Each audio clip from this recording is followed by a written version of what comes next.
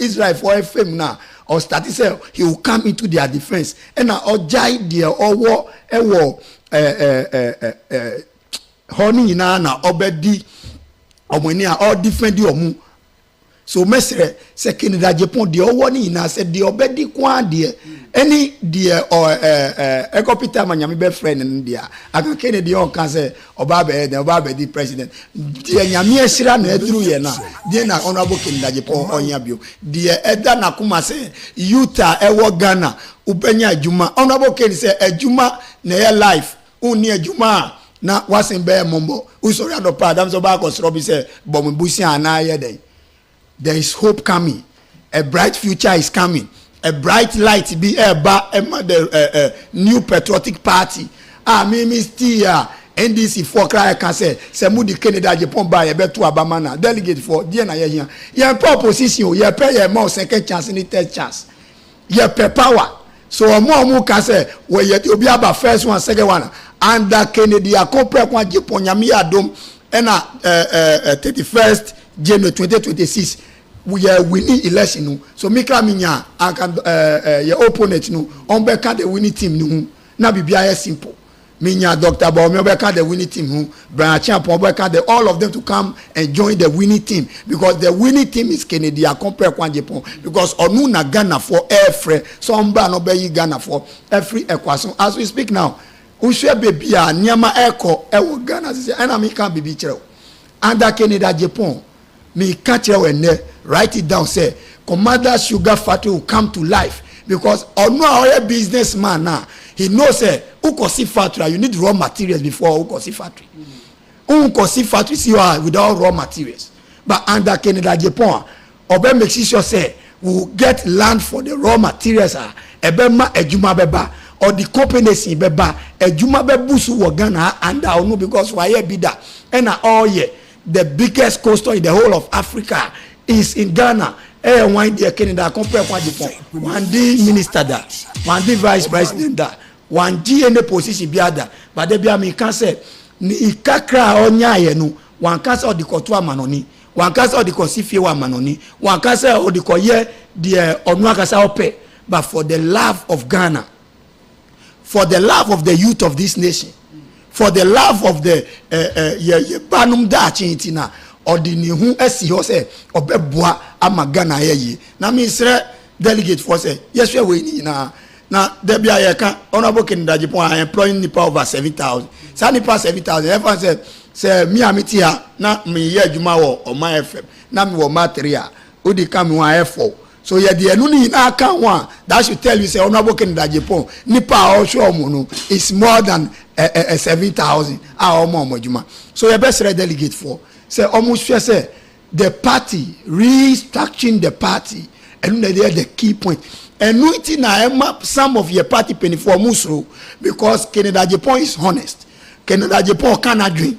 Canada Japan nipa on PCCA. So based on these things now say under the leadership now things is going straighter on wagaza kana say obi catch us Mbabe di president now say me ba now me more appointment now we are minister for finance we are minister for education now me ba office now ni wa before ube me for so when also what traffic light what traffic man sign we now man announcement say we deputy here take over it will bring fear to some people and on ba fan say there's am say man nipa we kwan oba no oba be high because e binum per se time on mupenu on ba adwuma and that Canada Japan we the child mama Ghana gas na ye hu discipline a ekoho obi akọ no ko share the track record ye wo nipa bi ma on be di board chairman Emma Ghana gas but under the leadership of Canada Japan the track record is there actually say nipa no be di president obeye eche de oye so Ghana for ye pe power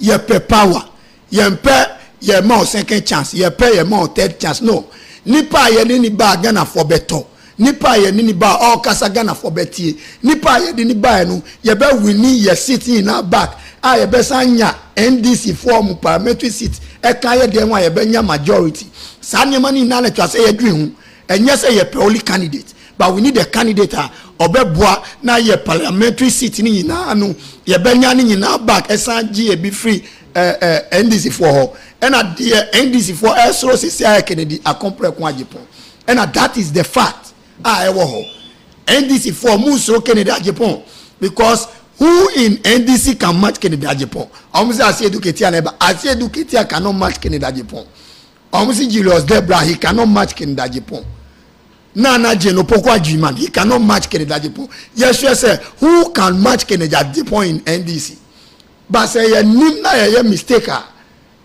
de ye mpenu na ye benya so Mr. Delegate for say the only hope and the messiah of our time oba be yi ye youth ye wo Ghana ye nya adwuma nye every ekwasoma adwuma be bu wo Ghana e Kennedy accompany kwa Japan and that be amika osi opese o break Dr. Kwame Nkrumah ni record ye nim fatwe sa Dr. Kwame Nkrumah esi e wo Ghana krowe mu and ye nim omo be say omo ni na and NDC omo ton bi num ton mu say ni na but Kennedy Japan say oba be ye or he's coming to rebuild this country he will create jobs ye nim as a businessman ye nim nipa owo ye nim connections owo na say onu akasa ni 1 cedi 2 cedi obo abo anu or the aye say ya ye di Ghana ehye ni say na say bi omo ka say ye pobi obeka before obeka negotiate ni IMF mission manam say bi na u ka sem say ya dey na u pa kire say obe kire uba no and that Canada Japan or see we will do it on our own and yet there be an ebekwa akosres now especially you say we nipa na there bia wo sresre ade a eduru bia respect bia onya bi so Canada Japan per se sa sresre na ye dam there bia na ye ko sresre no especially sresre no enjoy sresre no enjoy because Kufuor the free national health insurance buy and Nanado the free SHS buy say see Kennedy accompany kwa Japan say all the jobs ba Ghana for any year delegate for Israel yet to make that for me per se gap no we should win with a very big gap. I just say we are honoring Kennedy accompany kwa Japan for his honesty, for his boldness all can yet to manua onya 60% 70% that should tell you say ochana bi obi di be so ade who say no ye wo papa bi I wo MPP party mu onu kwa na di ni won asi ho na se bibi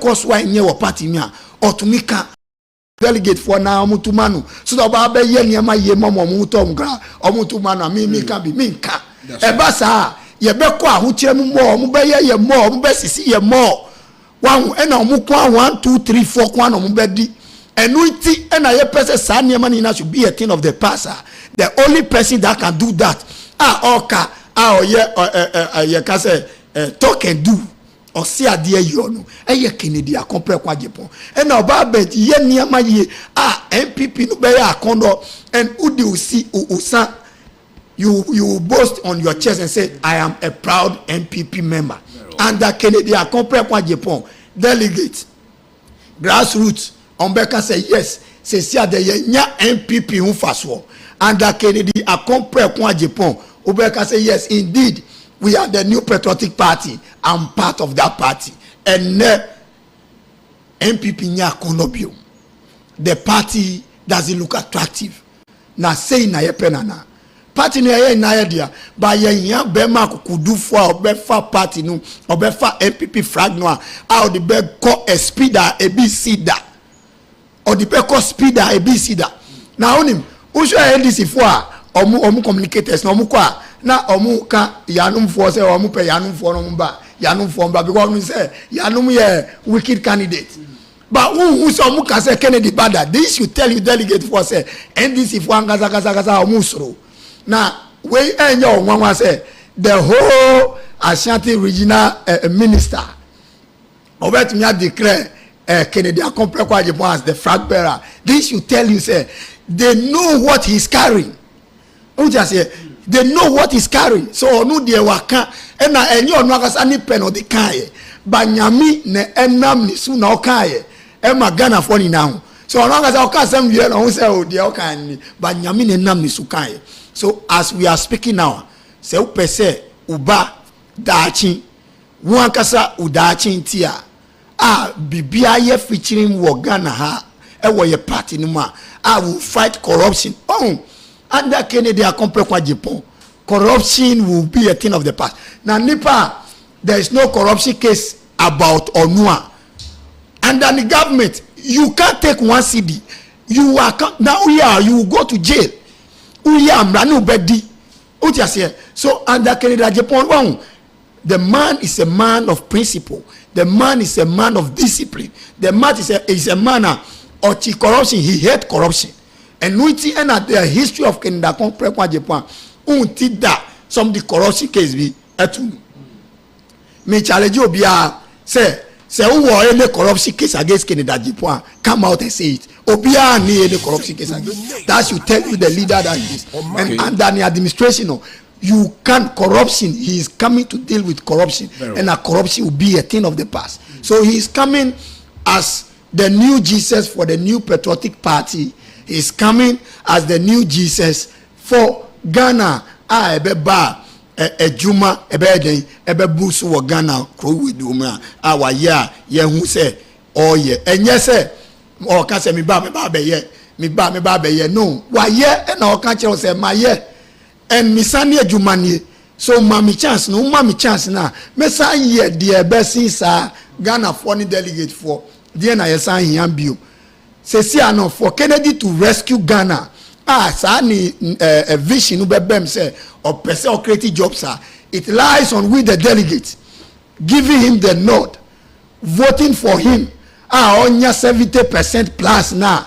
That tells you say NDC Fangada say yes, he got the endorsement, and now we are going to win a silence win. So me free a candidate no say Dr. Bomiombe can you winning team no, but they should come and join the winning team so that at the end of the day we will reorganize and come united. Now yedi kofisi NDC and 2028 say inshallah by the grace of God Kennedy accompany Kwa Japan will be declared as the president of the republic because any pen or diba but Ghana for na can say MPP for Mufa Kennedy Japan breye na ombeji ye free ahaw ni amania ye nama ye banum enya ejuma enye no omunya ejuma ye. Very well.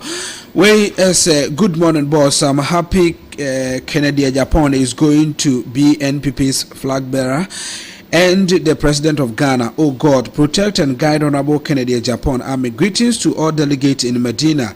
Abu Karim dia ode ebaye enono. Na message back with free hand so I say Commodore, I would be very happy if all the delegates will come together and support Honorable Kennedy Ohine Japan to win the flag bearership.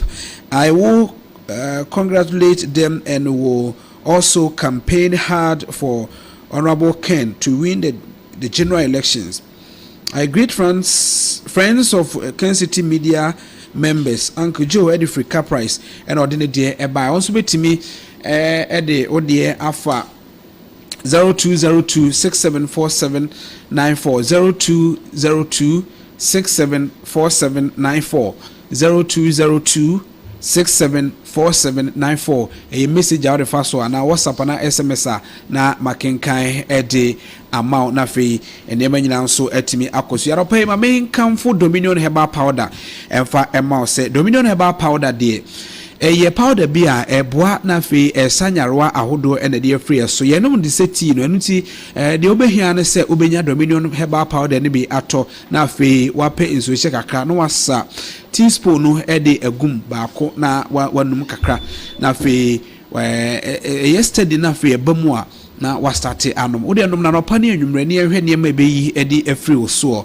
diabetes yes chiare beyi de afri so afi blood pressure eno ye moja broso no so betimi eyi edi afri so sound na stroke eyi edi afri so heart related diseases ahodo nyina so eyi edi afri so Dominion heba no de eboa ema eyi honam yawo edi free ni padua eso afi wote bre ewo ni padua no aya no ape Dominion heba powder ne bi so atimi anonom na aboa pa Dominion herbal powder ne de kache wane say your number 1 world general well-being supplementer ye de mau enunti hwe tra kwan na epebito akwada wadi mfenhyia dumienu eba ase no de nya de obetimi anom be sanso na opemfo wa o ma akwada no fo nso untimi enom be frɛ yɛn 0543 158 195 0543 158 195 0249 591 843 0249 591 843 only Dominion Herbal Powder mpanifo endwetwe enkomo Abokobi Area Rural Bank PLC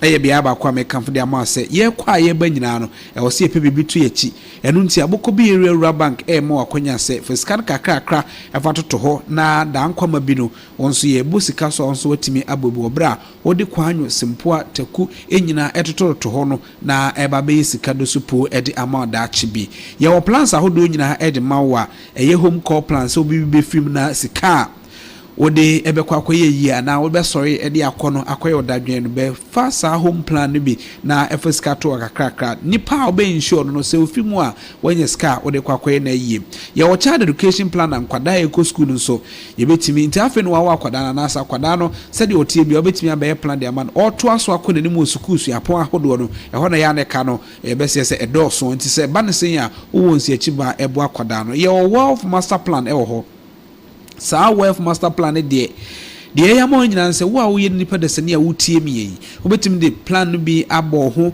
na fe o diska akrato atoto ho kakra obenya bi ada koto saa bi a bese mfie num ana se mfie nan na bedro na amacho manya macho pe ayese wonso abeje de akodi udwuma abrena brenya na bo maska eba ansem ti Abokobi Area Rural Bank na ye ni sei ede ama eno nkamfo na de bia bank bi ye bia no ye nso ye ewo ho na fe mobile money transfers ahodo services ahodo nyina no ye e-switch services ye GH Link ye ATM card Epes Link Western Union real money transfer nyina no ye bi ewo Abokobi Area Rural Bank ye susu enti ya woni hu ye mrantie no ne mabawa na ya ye susu ewo ho begina so faji loan wonso a wogiska anase wakati free controller no so obetimi aba beji loan ewo ha ne nyina no ye de ebo ahwe acha kwan ewo mia eboso ede amawe Abokobi ne Abokobi lorry station edi nhwani mu sanso na Medina ye ne MPP office no edi nhwani mu domso ye nkodom crossing adenta ye ne Bena filling station edi nhwani mu sanso na Oyarefa ye ne Oyarefa taxi station na ewo kwante pon ba koso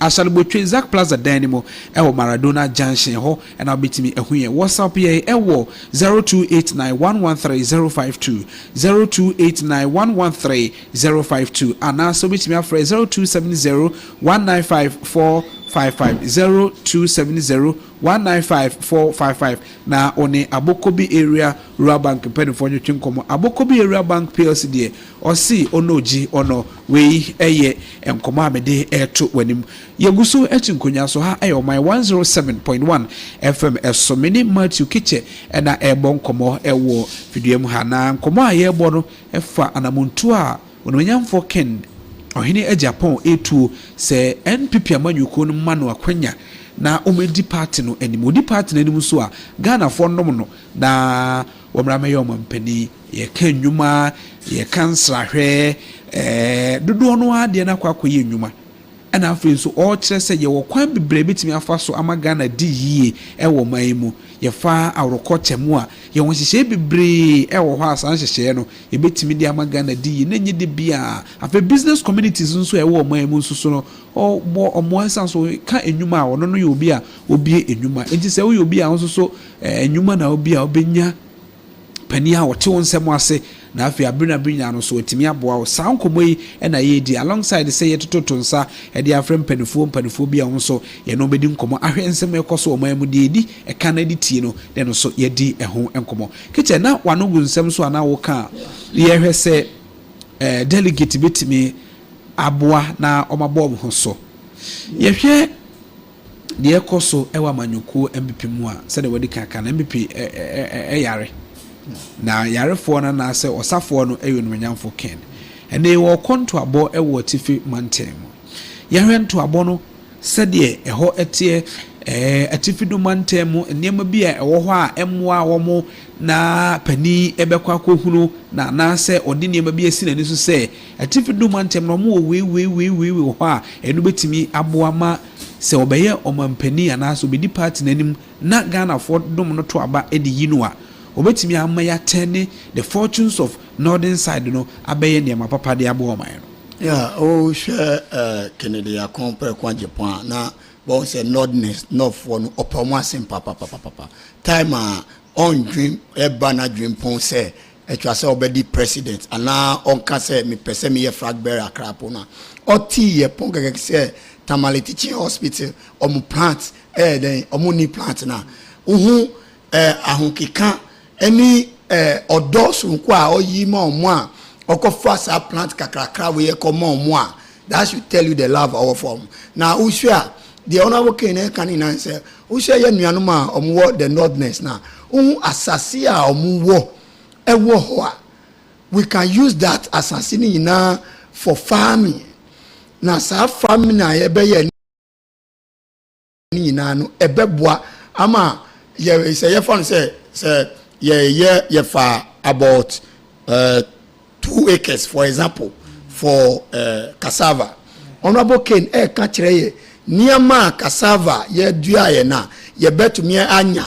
e di employment beba ho at the end of the day no factories susu be den ebe wo ho at the end of the day no unyi o ebe boa ama youth no will have interest what emma youth no now omuni egi agriculture no say youth no ba kodo na who kodo tomatoes at the end of the day unya marketer ubeto na sisi asana udi nam emma it doesn't give them courage to go and sell and go into farming but the factories wo ho na your tomatoes factory omu ye tomatoes no adwuma youth no nim say eko ye into farming or he go into farming on him say at the end of the day no ni product now there is a company that is going to sell so onya abobo ya ba kunkra or the commerce scale ni so now weigh now anya maybe 2 kilos maybe 2 kilos no benya like 10,000 5,000 so say is able to get about 4 kilos that means onya almost 20,000 eko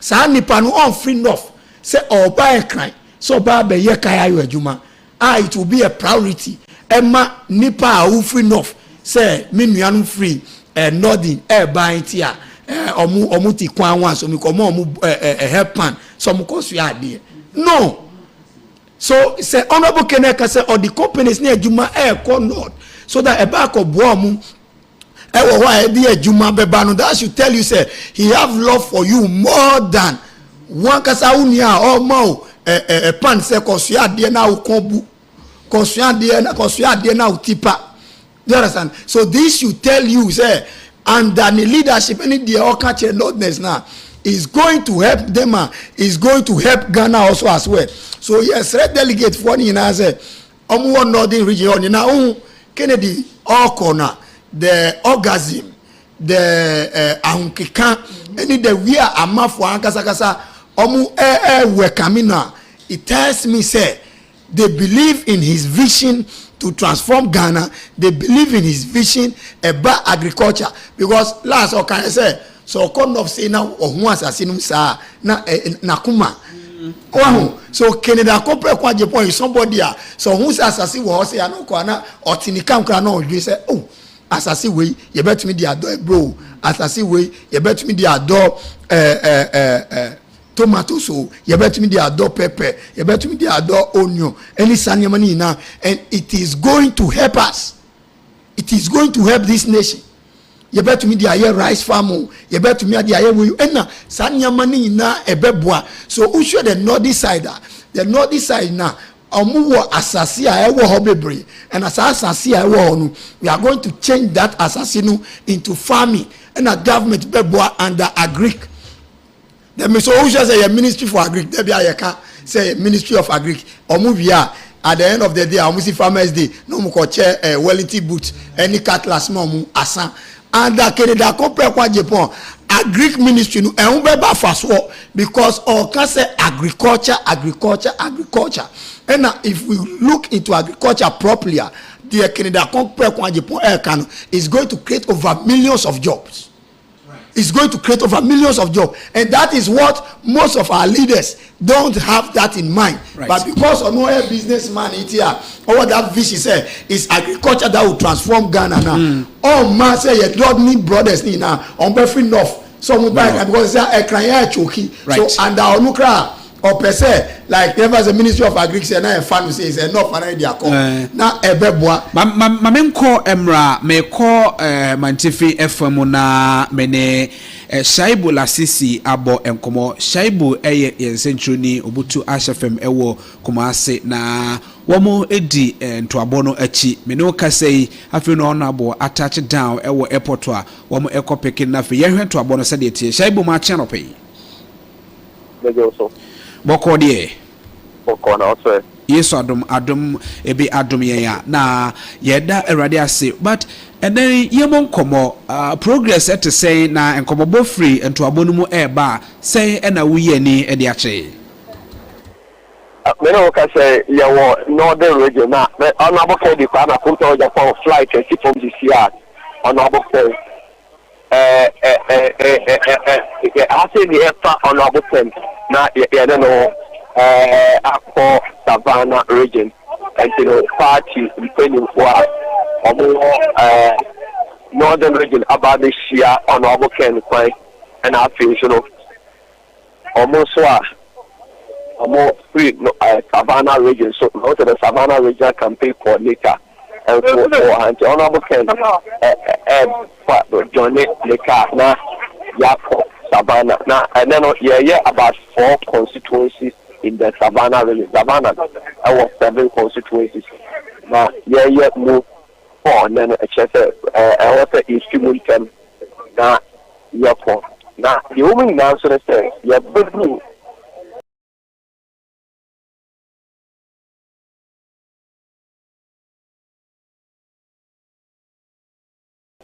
Northern region, actually.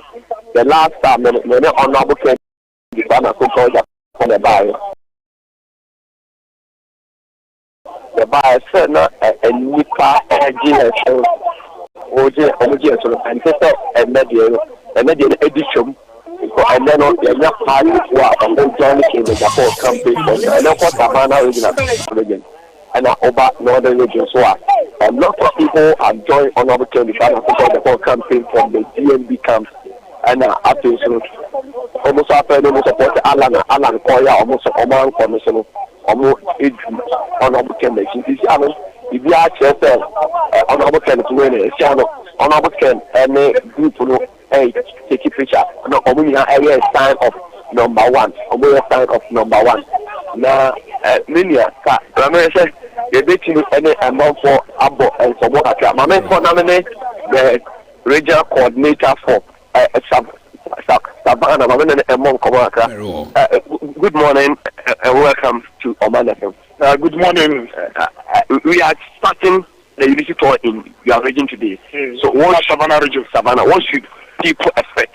Yeah, already the people are already gathered, hoping to welcome Honorable Kennedy Ohene Ajapong, our next presidential candidate and subsequent the President of the Republic of Ghana. Savannah is spoken. The entire Savannah constituency is connected. So today we are starting from Salaga South. Then we come to Salaga North, interact with the delegates. Then to Yape Koso.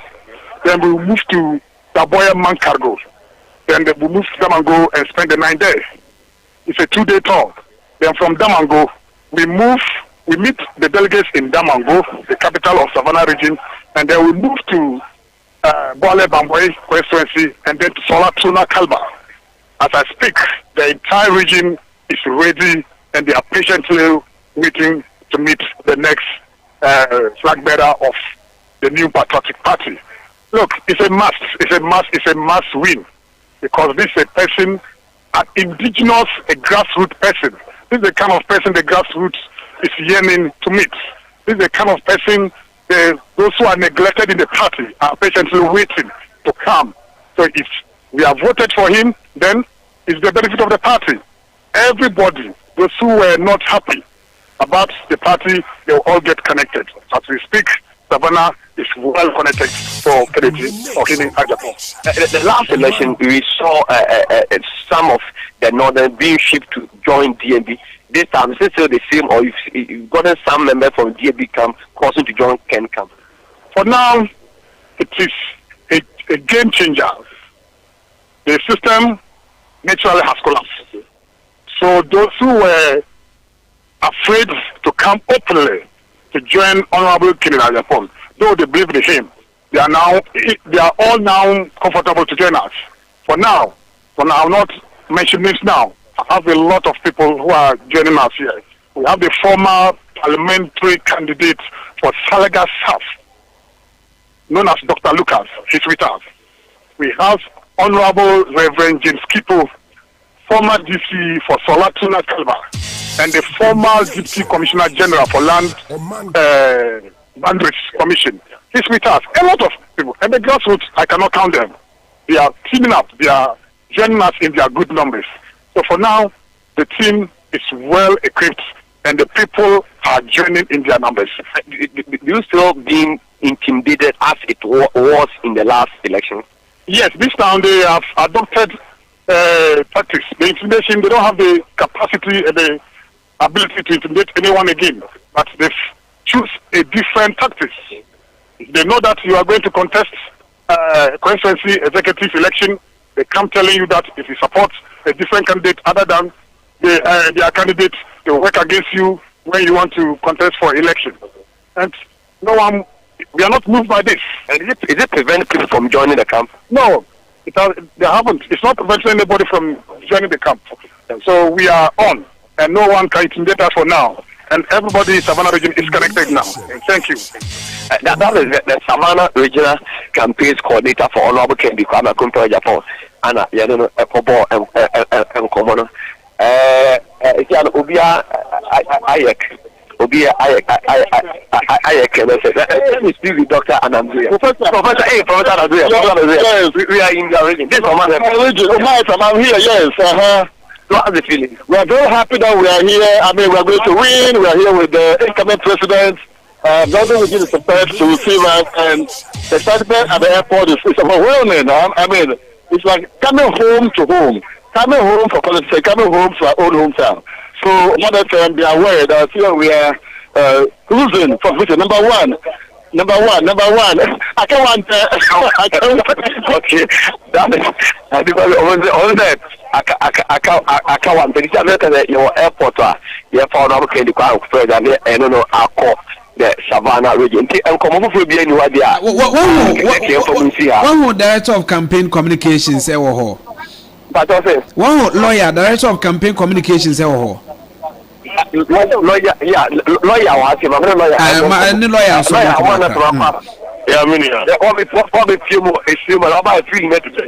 I'm not feeling here fresh, but already I work from international airport now. Any from my airport, I'm very happy to be here. Now, you know, also when you know the last project, you know, any of these projects do you see some difference? Yes, me who a significant difference because by any pakra baby share, I say no, a duchem, and I've heard Nijio, small mocha, Mr. President, who honorable can address as Mr. President. And he, let's say, I didn't know, and Kafoka and Agbena. And he, the Yamia to say, about the best at the tone or her. And he says, send your money every TV and I say, no, that the best was for Amaya Kosara Gay. A billion questions to my age. This way, that was. That lawyer, Amodake, Anna, Yanona, Apako, and Coborentino, and check the about the strategy. Now, you, the idea, she said, everybody at the farm. Right. Right, Saibu, Mamma na say, na Mestre say, baby, or bedrubia no update ye, na fe yetimi hunum komono said yetie na yetimi de ho enkomo we Shaibu Lasisi ena meneno abo enkomo all the way from the northern region na omo apim Savannah region ena omo hyase na womo abo entoano afa eba bedi nkomo so de atoa so na Building Planner Designs Limited no pema menkamfo emfa ema se Building Planner Designs Limited de ye ka kire wunyina no ene se nipa babi adu tibeto de hu hia pa eno babi adu tibeto no so wanya asase obede nya dan yasi eno ti ye kanfo de ama se ye won sase ama so sembia eni ho uhia langard ena langard nso so eni eho ewo kuntunsi eno no enkran ene amasamai kwantepon eso afen so kra no aburi akuapem e obi e wo tutu akuapem ena obosoma se no so akuapem ni nyina ro he babi ansase de da yie pa ho babi se aburi tutu akuapem na obosoma se babi e wo ahwe ba bi ewo na the way amframa fa ho na otena ho a kama pa enti bo homode na ebeje nsase me ne bo eda form eno ti hwe akira kwan na afi so ebra ye ma won sase no awie no ye wo architectural drawings ahodo nyina ye ede ama wo plans a wo de besi edan no nyina ye ede ama we building plan designs limited ye de no frey 0242 341 216 0242 341 216 and 0277 638 792 0277 638 792 na on the building planner designs limited empene for you enkomo Franco Trading Enterprise there yede Nokia Samsung and iPhones ahodo nyina smart TVs ahodo nyina yede range from 32 to 100 inches afi Franco air conditions ahodo nyina so yede bi na yede chest freezers ahodo refrigerators ahodo nyina ka ho bia washing machine microwaves ahodo ka CCTV camera brabaji bi yehudi nti 40% discount na yede wo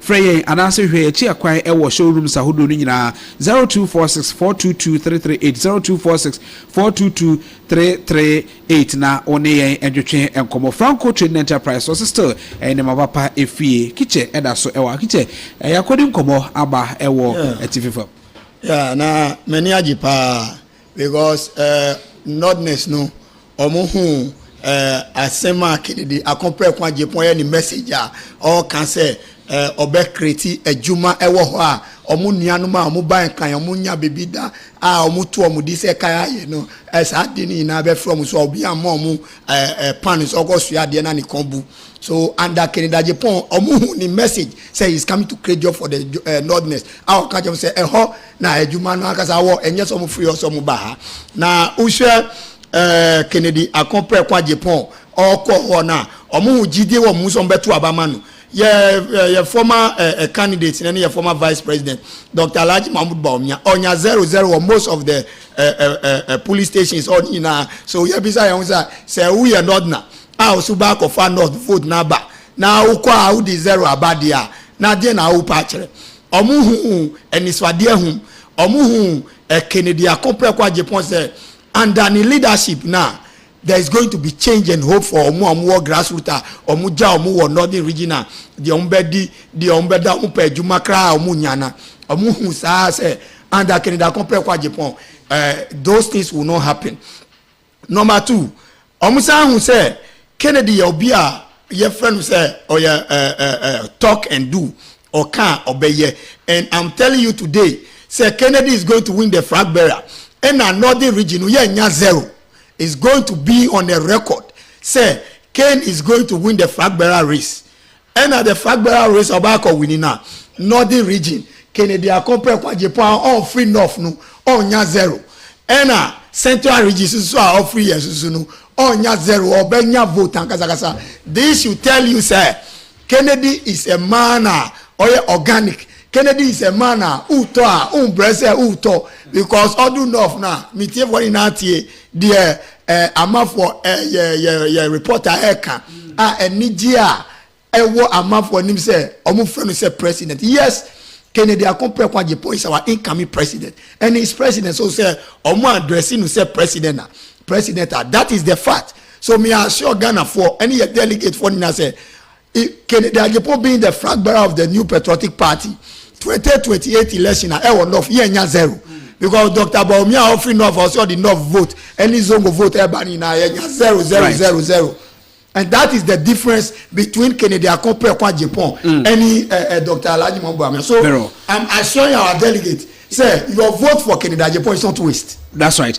Many emperifo edin komo ewo efia ha na Matthew Kiche ena mene no ebo enkomo ba ma menkwa homa so anopa mebobɔ nsɛm so ama ono na meka sɛ DVLA for suspende niema ba komenu bi ewo mdwumadie mu efrɛ sɛ road compliance fines ene 15th October eno mo hyase ma yemisa sɛ eyedie he kra na anopa mekwa homa so na mene Mira Steven Tiawu abonkomo acting director corporate affairs edema DVLA ora me mo ache no pay domina me joso na me chetie for amutie atie for so eje so anopay na ye ni sobra wanyama ye se ye monkomo kakra enkomo a me di tu dwei se DVLA mo hye dwumadie bi asesa dwumadie no adaroma uyi ani di akyere ya eye dwumadie ben. Okay, me da se bi men ka se somewhere about May this year. Yeah, in fact, DVLA,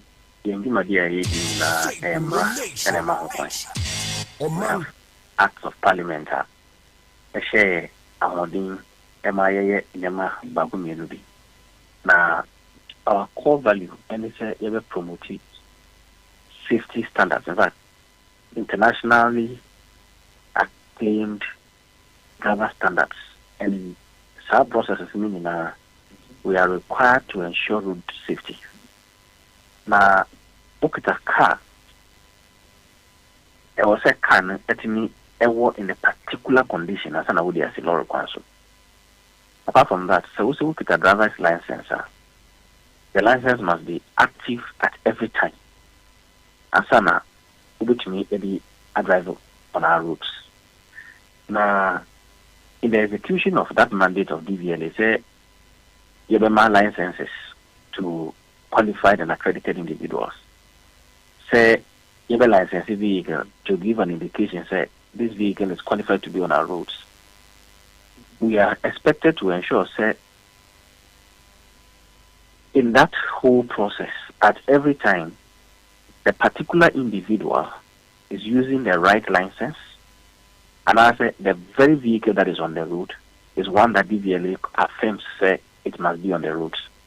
So, in order to ensure that we get people to comply, we deploy what we call the compliance team of DVLA. So, what happened was that the team had been there, but after I'm saying, I think I be any more because the team has been enhanced and we've deployed all of them all over the country.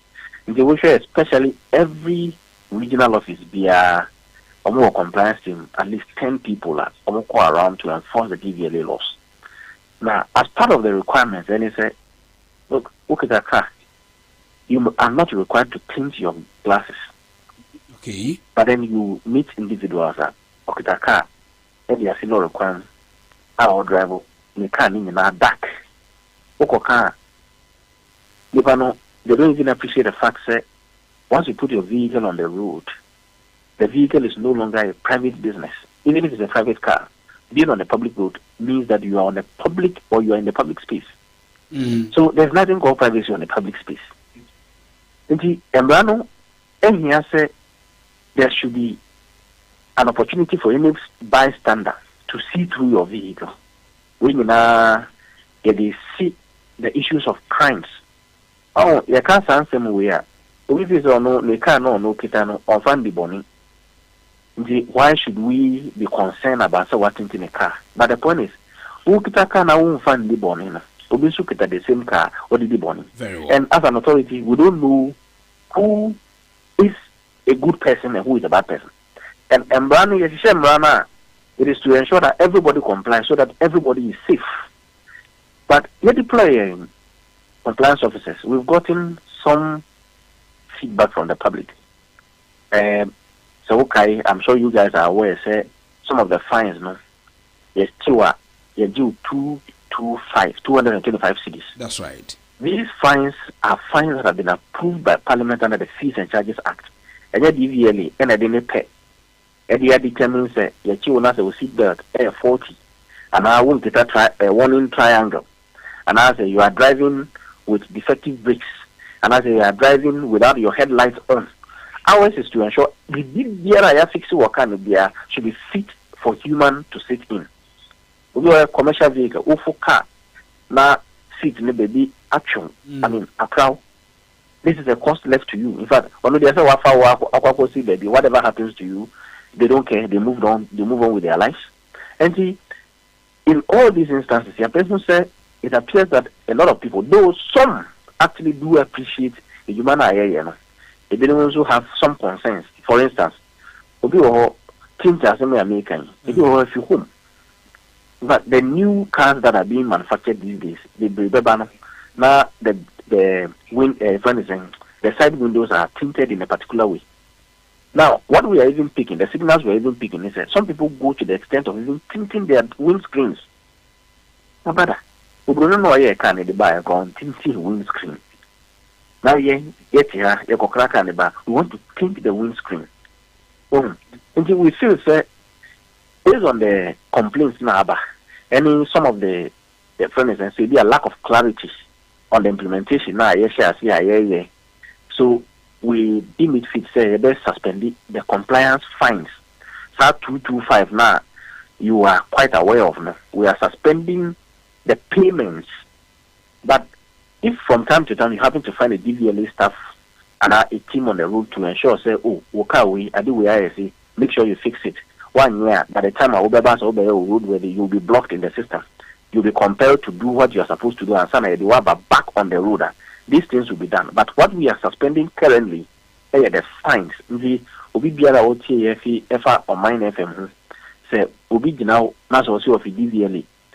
Make sure say Senepani demanding any payment. That payment should be declined because as of the 15th day of October 2025, that payment of fine has been suspended to further notice. After all these engagements, the platforms it is part of the public engagement and sensitization events so that everybody gets to appreciate the reasons for which in here it is spot fines so that going forward when we reintroduce this policy, Obibiara don't say it is for the good of the country, it is for the good and safety of every other person.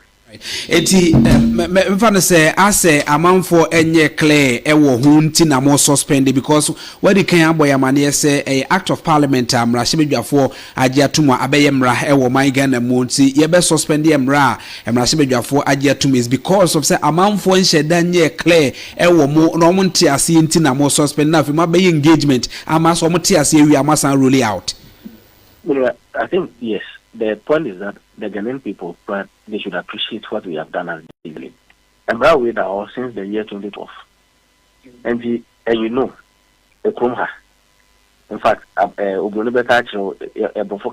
ignorance of the law is no excuse. So long as the law exists, its implementation, in fact, you have to abide by the law.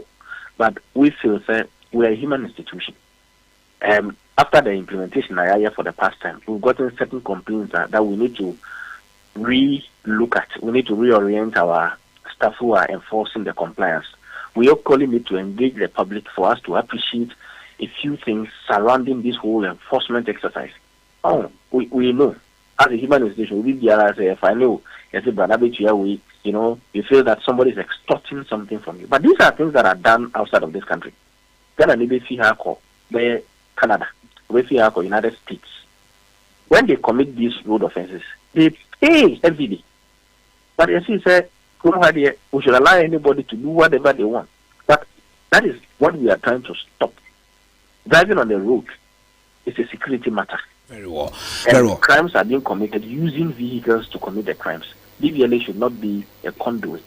We should not be able to hide people behind our inability to enforce certain aspects of the law for them to keep committing crimes and going free. We want to partner with the police, we want to partner with all the security institutions. Now, yet the requisite data. So be a BBA, we can easily tell us on what committees are offense way so that we can trace you, track you down, and then the law takes its course. That is all it is. We engage further. And then we will come back. The USR exercise now will be back in full force to fully implement this policy. Right. But maybe a question back when I think say very technical, but the better say be to me abwa ye near T4 ewo ho.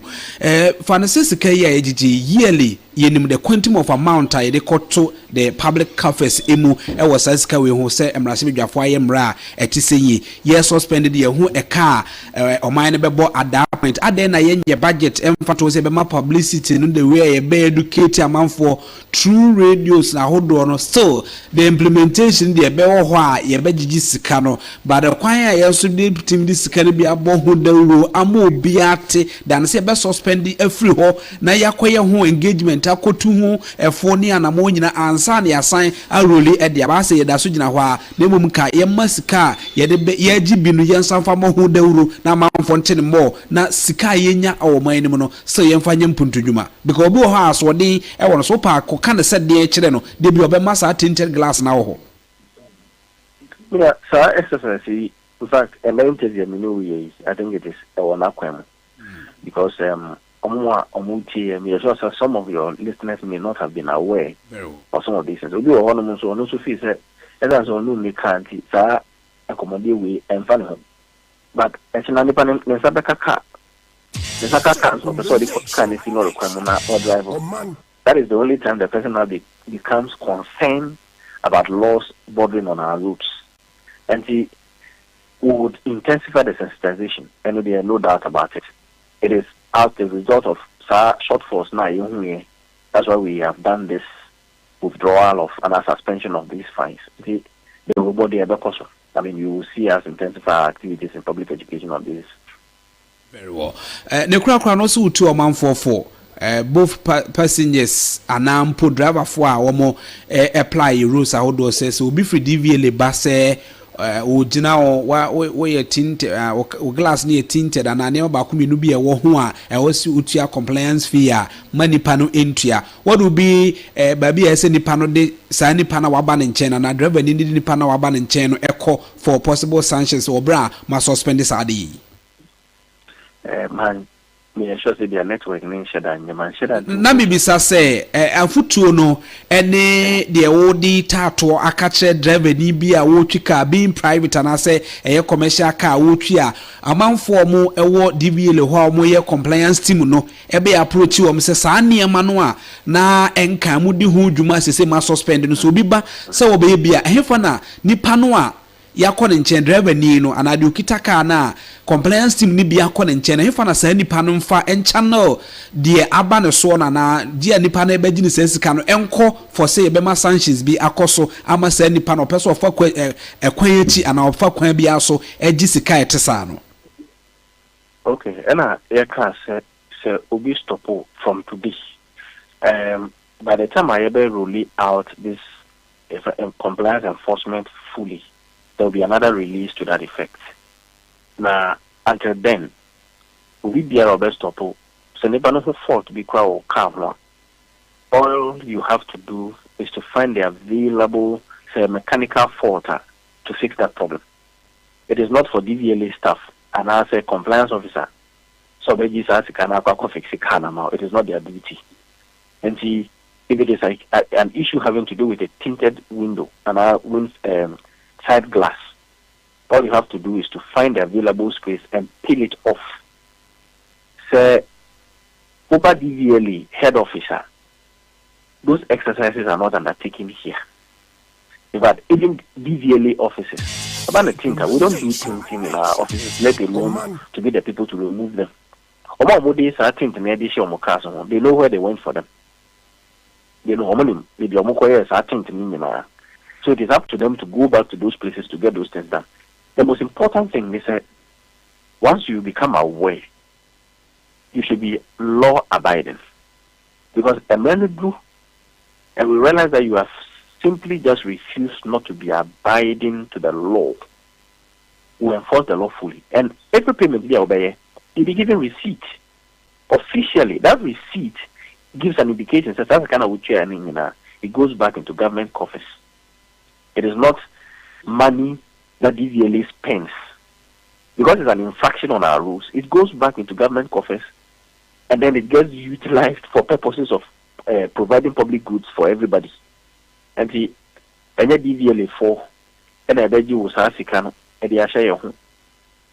And once Embrana, Pofumumbra, Embrana, a fire now, whatever we realize out of that money still goes back and it gets utilized through the finance ministry of the Republic of Ghana. Very well. Mamena si anopai na yekwe no memre bi ba na wase ba bedi nkoma ye ntwentwen na se beton safra no paye da sepa. Right. Nipa ye no twetwe nkomo yi Steven Atiewu or acting director acting director corporate affairs edema DVLA ena meneno atwetwe nkomo ewo Oman 107.1 FM so Spanish garlic mixture ena make for the amount na pay say yankope Spanish garlic mixture ni bi enonom na uyo bi awtatena se na wotena se wona se tata kakrobo wo de se mia ne na ho na tom de make cho nyanse wonya Spanish garlic mixture ni bi ene ne capsule se no mo ebebo apa obo ha o tai gu nso ntentem o ho akaka na okogu nsu otika mu kwaya na adane how kesiye ewo ho hypertension afebu ho kasa sometimes nipa no mpo emme no mpo na nkapese chese enka kakra ewo ne so per Spanish garlic mixture no ne capsules ne bi to wi afre na yem chiro direction sounds na wo so udware wi a o ho ekeka wo wo so epe adre bi to wi afre na eno ntwetwe enkomo obu ho oda otu nkromo pa ya na akwakoda ne edura na dwo no pa no bo on da kra ya no sensory Spanish garlic mixture and capsules be ni nyina e de afrio afi menstrual disorders wo ma so bosom ne be so a sa bosom ya kwantu no ya na akoda na hawo de ama per Spanish garlic mixture and the capsules ne be no Spanish ginkgo capsules ne de eno no ye de ginkgo biloba and afra ne soya milk enti se soya oil na ye de afra no ntino eboa ma increase blood flow ai bitimi kwa adwene ma okaka nema bebre afi ema enema eye anti aging se wo ho a bo ha otimi se nyi a wunyi no kra no sheda emwa wo papa cause as wunyi hwehwe bi but wunya jinko capsules ne bia enono mo a etimi ma anti aging na fe ase wo ya abanante wo ya abasiriwa wonso ase wo ya young boy so ho na fe etete so side ma na enu ne edi ni nyina nti Spanish ginkgo capsules ne bi enono mo na entimi emwa hwe cha kwan ewo kanshi drugland Hello Heba, Hortinated Heba, Repass Heba, Widama Heba, Ewa Shaman, Ekus Pharmacy, House of Drugs, Judak Pharmacy, Ewa Kaswa. Dependable Heba Home, Ewo Medina, Ena Kofodia, so Benop Pharmacy, Ena Gapsen, so Ewo Ho. Freya 0266 114111 0266 114111. Now on the Spanish ginkgo capsules in 34 and you train and come and they are chedia ba ko bi de be chene ba and I will be Jano and San we free at for see so. A wo bia ntimi nyimfiri nsem yenguma sua enti ade uko school abo ho modern ko akwada na wo fa utie mie se yehwe nkwada no ma yesi efifiri a wo modie no so mehwe ya ma yesi atutu eno nti na mekanfo Oxity International College de ama wo fa utie mi se bo ho modern fa akwada no ko school yi bi wonko na yenko kire no register general nurse ye no ye che no nurse adwuma no se de tie eno nti se obi obekọ school e wo Oxity International College se wo wie no ye adwuma wo nurse adwuma bia mu a akwada ana se opani eyare a ote yare na se yare no nipa na yare na woda ho a wote pass no o nurse ni okọ school e wo Oxity International College emfa phone entwa selfie emfa phone e wo sapens resre enyi ehi e wo bra obi yare da bi odwen yare no ho ehunu sampa yare de ya saa na mekanfo de ama wo fo se makoda no nkosua ntete bi etisa na daachi bi wonso so be yare a wonya hotoso de ahwe wo a medical laboratory technology mo collab pa so collab be ko na mpamienu ana amiensa te lab ho akomuntuma pa bo ani e bonsiri he ha wa ma me kotra ne sei na no so ne aka ne sei ya de akiro Oxity International College akwada enkasa mfanchiro mesro fa akwada no ko dispensing technology ahodo healthcare certificate ahodo nyina pharmacy assistant home based care assistant nyina so ye kire afa marketing and communication ye journalism and media studies ahodo a ye de cinematography and practical development e ka ho a ye kire akwada no ICT enti fa akwada no ko wa wie school wa kiro BC nsohwe wie ana wasi nsohwe wa kiro wie ni nyina no kita SSC certificate bo homode na bra mature student nso betimi aba na fe ya kire wade ewo Oxity International College hwe cha kwan wa dental SDA junction on activity taught to teen school mu ha 5 minutes pepe no wadru akache frey 0204 239-493 0204-239-493 0267-975-014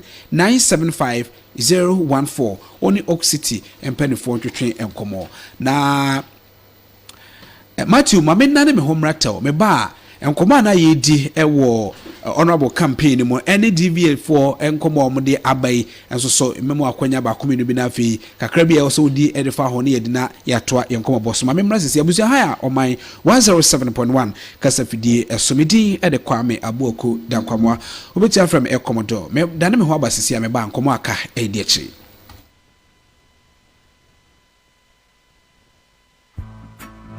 Hey, wa fish sama ye odina we. Me mani hu se ye kan wasam. O ka sa papa kesi ya na oba ha na ne nase atata ya. O ka sa no de nsa akata na no. Ame but we de ne say sa papa no. Ba te de mo kan nyina Spanish garlic mixture. Ene ne capsules adawroma. E na mama pomodire sa no. Wow, why you nice and kasa Spanish garlic mixture and in the capsule. Ebua mboja dia frisani wo nipadua no mu. Na aboa sisasabro awotutuo hypertension ete cholesterol so. Obi otadwo so antentem pa. Gas gina wo yam. Ema akora amane amuhunu mafichi kromo nyina. Etuotwa. Obi akora wadware wie no. Afa na ne ho ye ne hene. Enti asono Spanish ginkgo capsules ana. Spanish ginkgo eno de ye nnuanu nura watwe free. Ginkgo biloba ene soya oil mu. Emma wadwemo so da ho. Martin so say yesi eye anti-aging and ma good retentive memory. Na yet on hene. Antec Herbal Center for ene ayi. Enye na pharmacies chemical herbal shop. Apemfu abato mo manufo no kwada wo ne mfedu mienu enka ho. FDA agi edwedie nkra.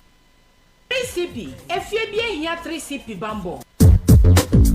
Akuya na ase ho te sen Mama, o ti apon kakra. Na momo ntumi mi se aduane. enti na mede front active and chance ne pepe mu nnuane pepe bia wudi a wo mra ho aba no wo ye front active cereals rich in vitamins, proteins and minerals, fiber and omega 3 so wom e blood digestion every 3 years equals 100 years obi atumi di bi na main kama wutumi di ni breakfast lunch and asapampo Font active ebe bua pa. the drink nso nie ye won diabetes ya de ye tua no ana one person chire etumi num bi e na e won complete Omanfm kan so etumi num bi na the test no jai oba normal main very nutritious And a Font active junior in so. Front active junior ne formula no enkoda wadi 1 ekosi 14 years ya wonu muntimi ni di year from no wodi ensuo ana milk and mixia na wotima ni di na ni denti obenyiri fe ni nyina wo supermarkets and pharmacies dodo a Adepa Pharmacy Limited branch BM our Ghana ha from 0302 664 832 and 0245 915 254 FDA agi edwedie nkra to yato. Sebamed range of products. Unam buafo.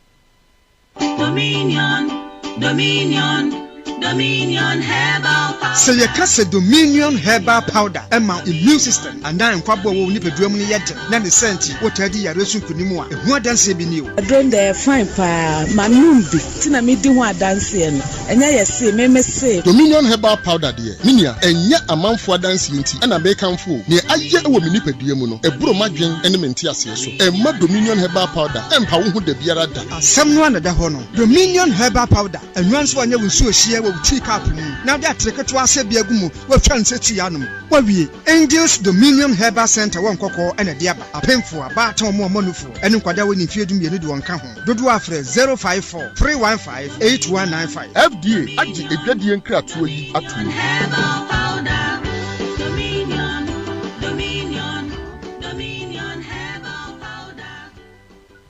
Sebamed range of products. Unam buafo.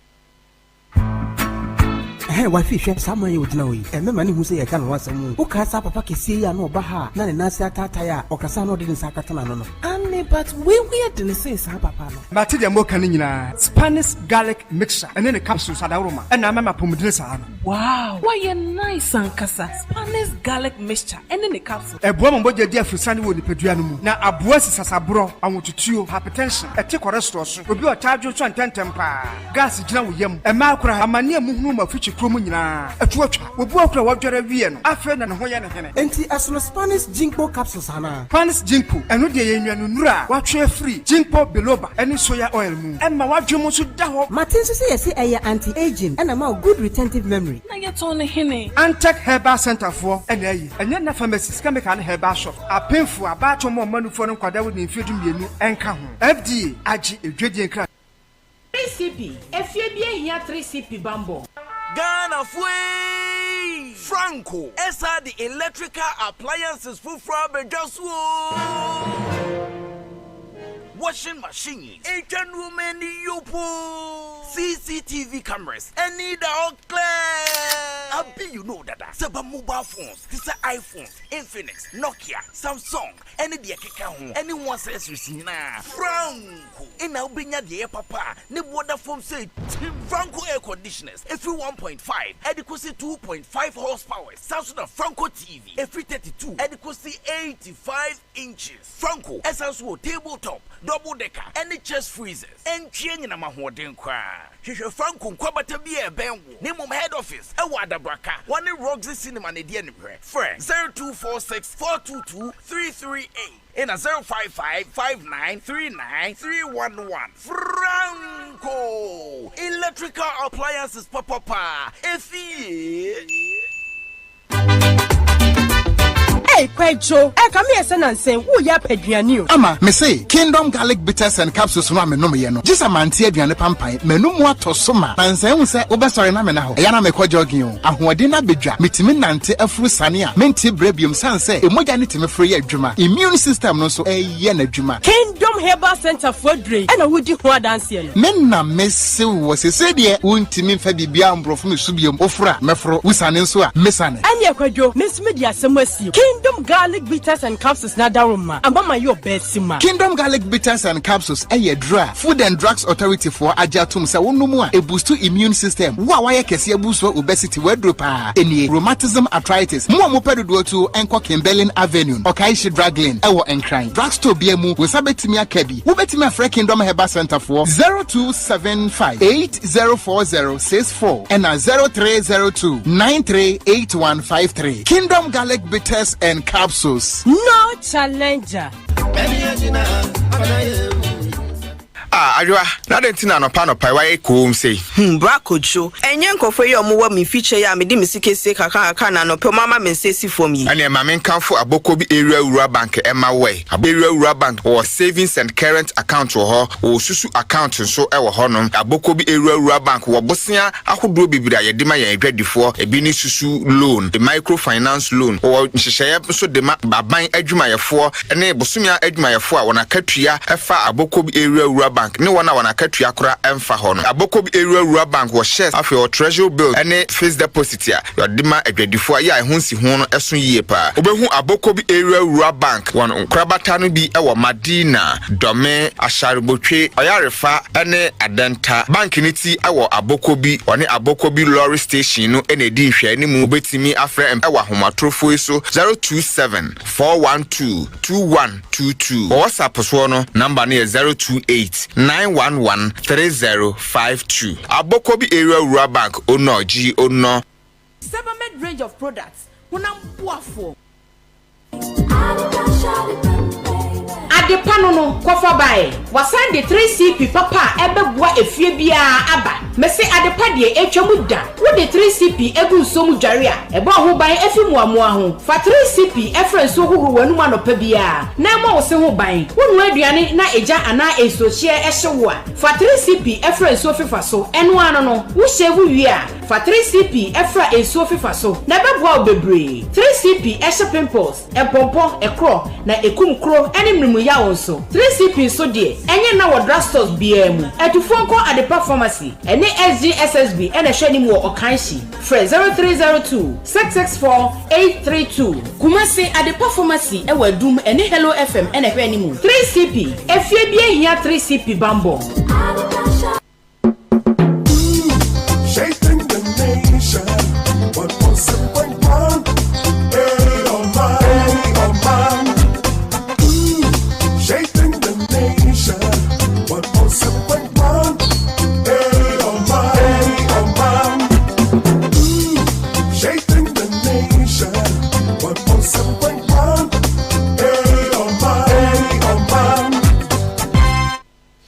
Oma 107.1 FM so any messages kakra about ha menyi ni nyina emfi ho emfa ema obetimi so de ode afa 0202 674794 0202 674794. We say I would like to advise that don't allow people from the other side of the political divide to criticize Bawumia for getting zero at some of the northern regions, and therefore Ken is the best choice. I believe that they should rather focus and propagate the ideas of Ken and what he has for the nation at large. That is more important. Over the reality is sasamrom kanenya no krea. That is where obemani pana prove na fi wamanatre the womu. But the zero aspect womu die die he obi anu musem dada no Dr. Bawumia no mpaje atuma waka se enye ono mpo na de baaye. And for that matter no ankasa accept say some regions bi wo ho a wonya zero. Nti so nipa no kana ye reality a why do you advise say on twinsan say Dr. Baomi enye zero in the election ye koye ye the other side reality sampa zero di by ede mama nyukuna so be it na when so dia ode abani or say reasons and qualities to vote for Honorable Ken Japan. #1 defender of the grassroots. #1 voice of the voiceless. #1 creator of jobs. #1 incorruptible politician in Ghana. #1 selfless politician in Ghana. #1 freedom fighter. #1 free giver to support NPP. #1 truth speaker. #1 an idea or ideas and creativity. #1 fighter against false prophets. He's number one on the ballot. Let's vote massively for him because he is the number one winnable candidate who can win power for the NPP. Also there or they buy any na messages ahodo no ebe so ebetimi afa 0202674794 0202674794 na WhatsApp na say SMS ni we say good morning Mr. Number One host, belated birthday to Mr. Ebenezer Ochre. God Almighty bless you, Honorable.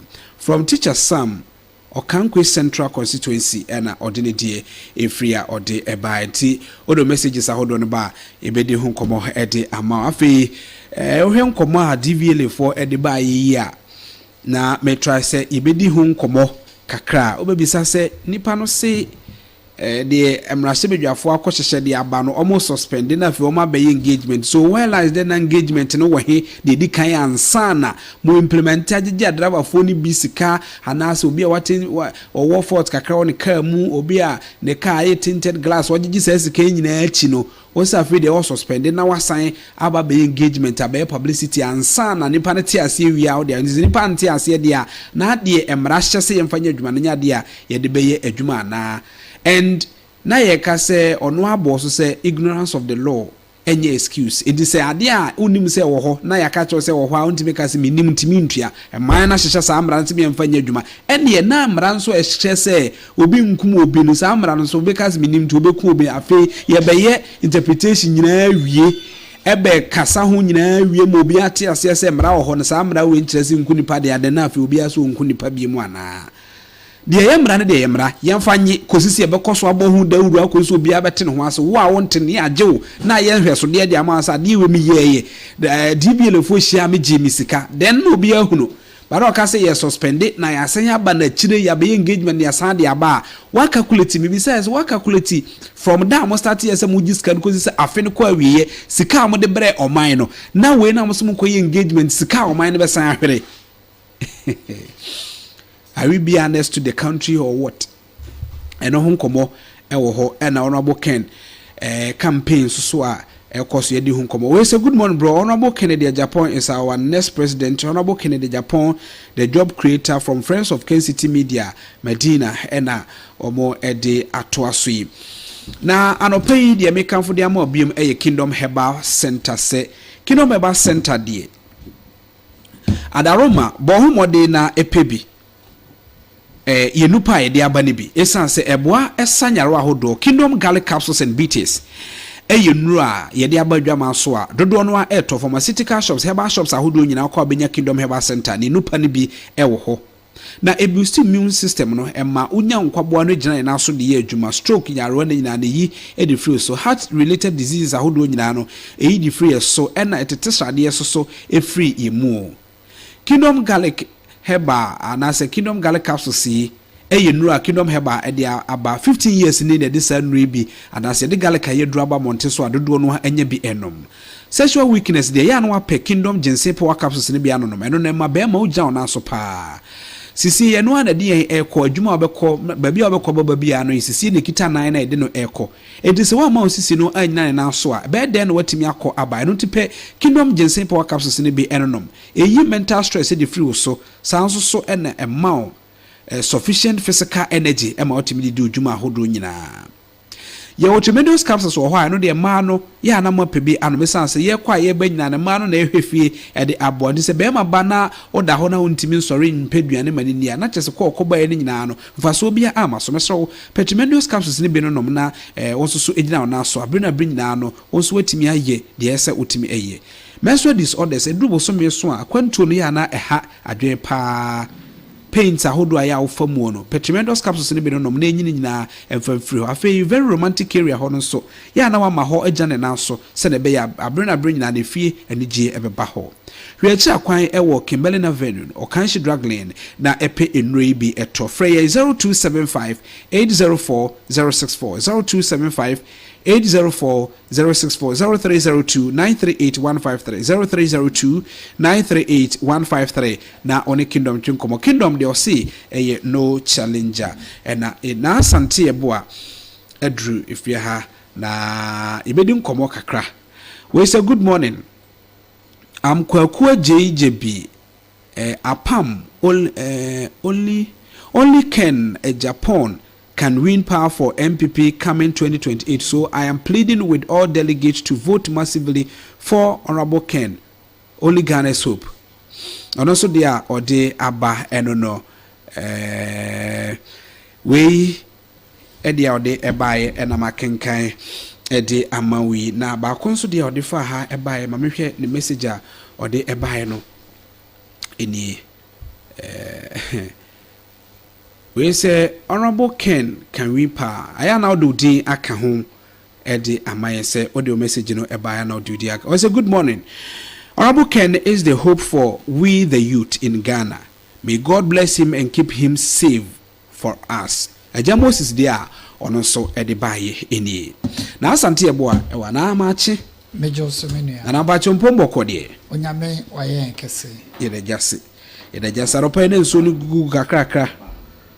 Na ama dodo no a wose ye no omo entimi enkwadwuma so na meka ye sa no pa de we nso no ahyase na be ma manfo bebre no a aye late wadwuma mu abat omo kontem ne de bia nso no betimi ato machi obro omo kwadwuma sana na etie nana ye di nkomo no pa mi ni DVL fo mpanifo bi di nkomo na yakọ Honorable Ken so camp asat na oma tachi ewa savannah omo ebontoa yewe DVL fo nkomo aye no mu di ye no ebie ne se DVL won hyehyɛ bi a omo fe no compliance fine na sa compliance fine no eno no se ye chew se o ka afford bi wo ho a immediately ni ajew I think say 220 cities at the sport right na wakoya adokode no ewo ho na afi waba onso so a wate wode o glass no tinted glass na no so so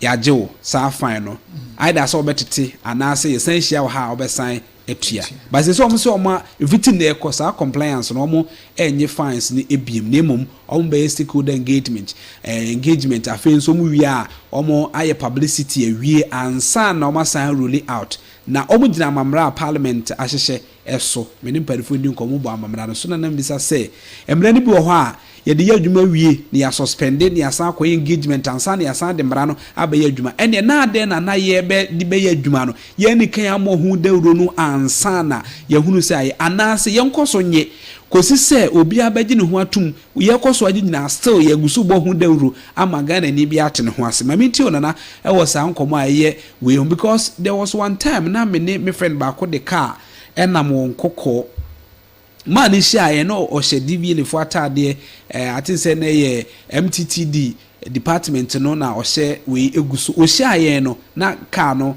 the front side no tinted. I think say the front and I say the other side no passenger side ho no tinted o wie no bie mra no e de kire ye kan samra no ekyese ma yemfa kan nante o wie no o se e so waawai we no efu ampa o so mu yenyina so mu de se yenim se bibi etesa e wo ho no so ke ne se entesa se wonimu a ya waawai ni nyina de afiri ho at the spot de amount enti next time hwe na wanko amfa nkwanko tetala so biem ne yesi yo yate yada na se ene yada na se enti yesi sei sport final ho 220 cedis dia ene adan na yenkoso a na yenyi danse yebekwa ko engagement akobo manfo no ho da wuro awi ansa ne abegi mi ho aso yagigi bi dia ma oman no di kan nana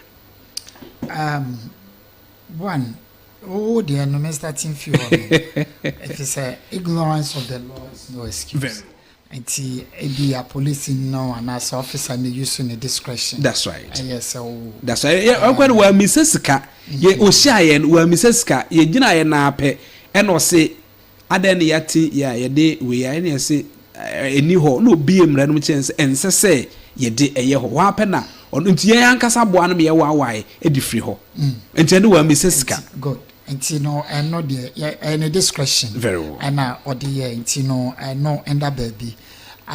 Lawyers in say a law is as good as implementation. And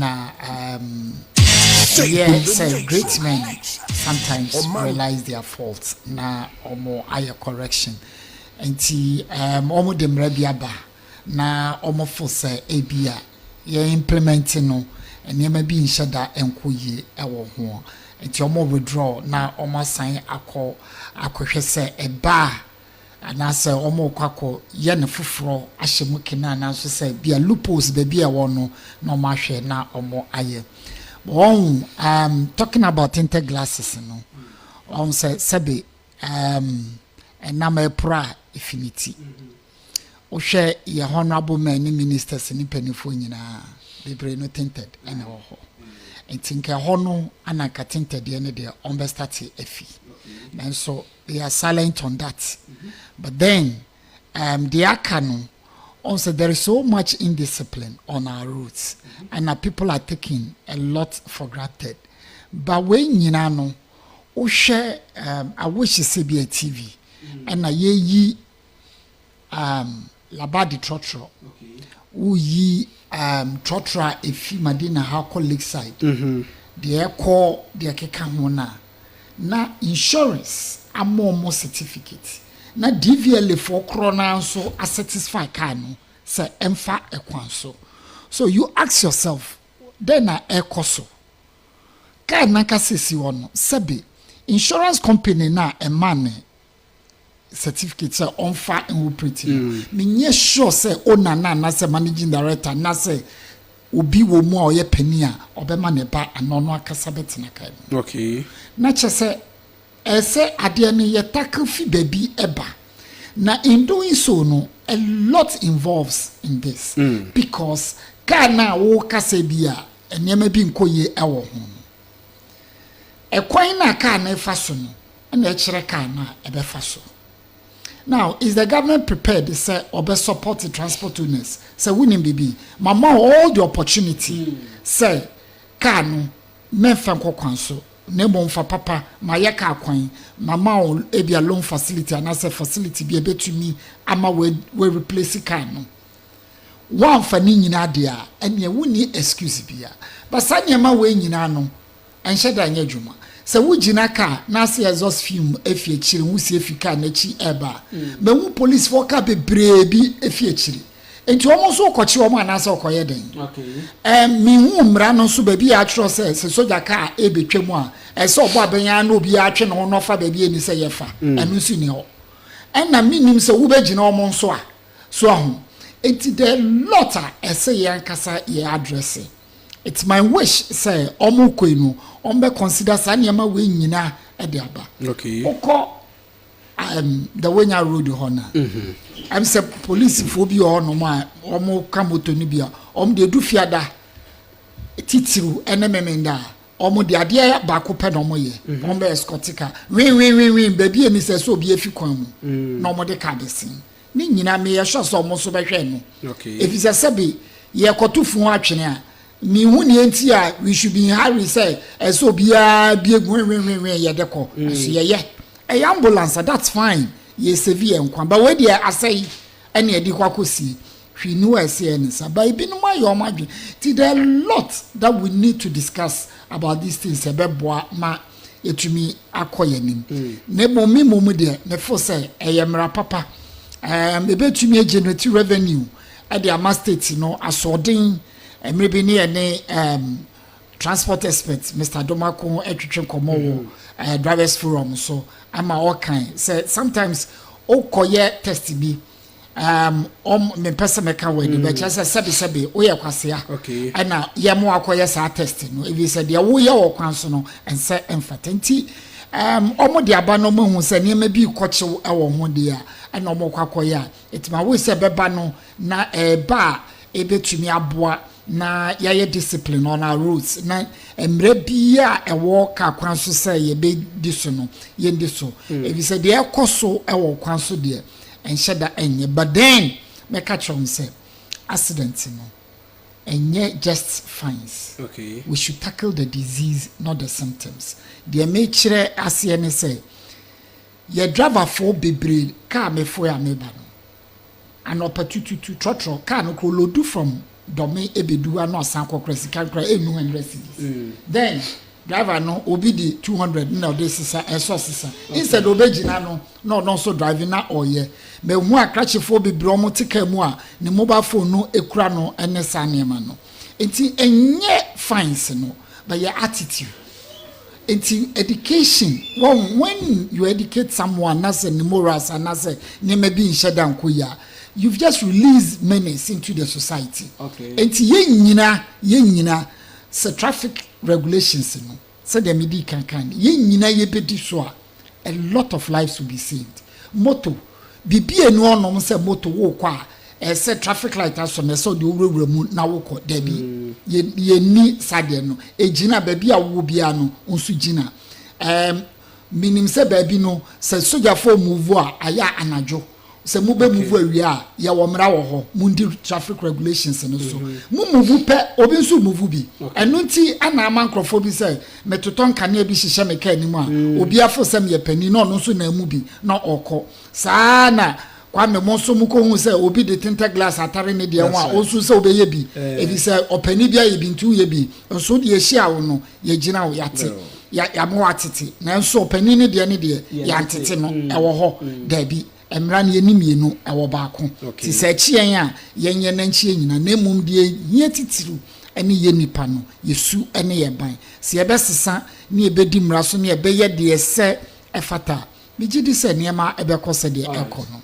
right na asante niema beko sorry enkose de eko na yenko yenim wo enkomobomu a na yefa de ekoso anase MPP amanyuko no emu cause no ane de amanyuko no ani wo so sese nti ama ohwe nkomo bi atise basically o menhya damfa o mani ni akire enano na mo se the health committee war parliament de nkomo bi abafa nurse fo a yesi kutuom ka se cabinet approve sika bi ansa na kutuom ka ne keka o mene nkomo ababa de generally ewo omo edi enum no ye omo presidential prime minister edi omanim onyamfo ken na me no kase wa touch down e was savannah the kind I'm say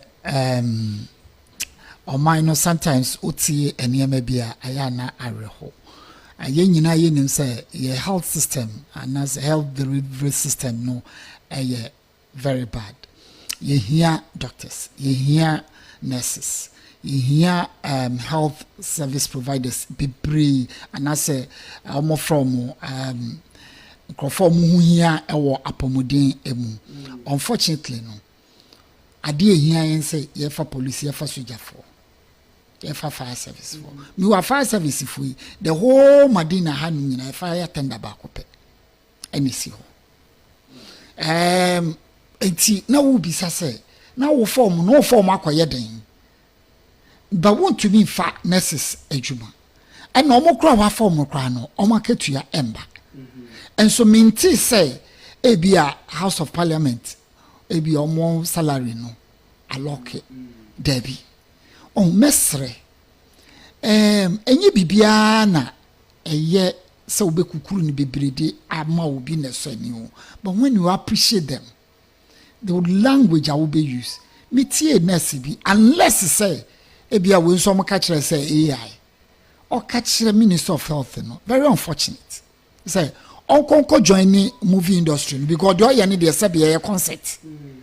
So na wo hwe ni di mi na ne de oye nso na edi so mo kasa kire no oye pani de keni se wo ka but won usu ene oban na be kire de de be ba ho won nipa no omo ahoyehia mu enti anka won wo de acting po pretending say you are in say wo dwi omo ho we de ase wo sra ase wo yi wo nti ase na se mesre hwe mo de ebia na mai lucky mo wo sika o yare a wo de be kwa ma no ne akohwe ho yare but maybe so e dey be ka say emergency 1 hour e dey aeroplane ene do be ko ba bia wo ko no na bribi atwam yes speak on tiapo okosa no ho yare speak on tiapo da speaker mesire mi bisa wo e be ye critical no then e do be ko sa kru no so ahaya nurse nancy ya omo ane ayi kwami ya no mo besuso mu enti se wanya wo ko no mo a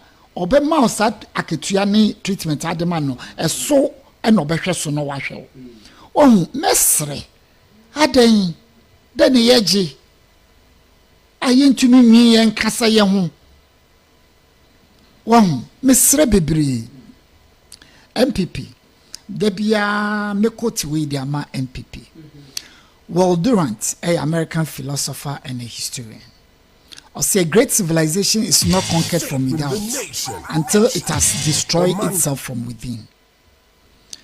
Or paraphrasing, a great society or party or a union or society cannot be conquered from without unless it has destroyed itself from within.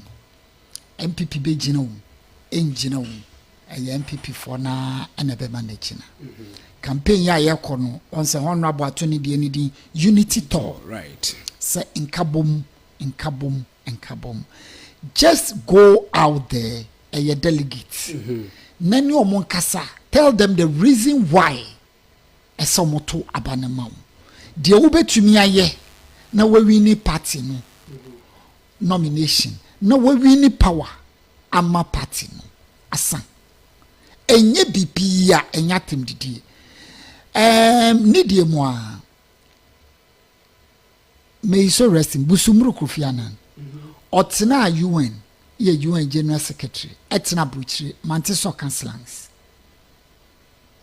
enso ye nuanumi koba obi kro nkotena UN no office kra no oba oslange obi anes ne die anye bia no so no nyansa na se common sense de enye common so ye kan no eni brofo mu ena se wo implement wo bibia wo be ye nso a mesre bebre eye just having a discourse with the delegates tell them what you can do said the medi kan no ma ye ma enye atemdidie your main opponent is sitting down there taking notes e wo de wo ye nyina mu or record it or compile it owiea de obeyi na mabia no said omo ka 2024 no se apotrophy nso ase be ka kiro se odanchem netikopa yenje na chinye obo anase omoa I don't know we need to learn our lessons wo hwe wachi no na wusua bibi fim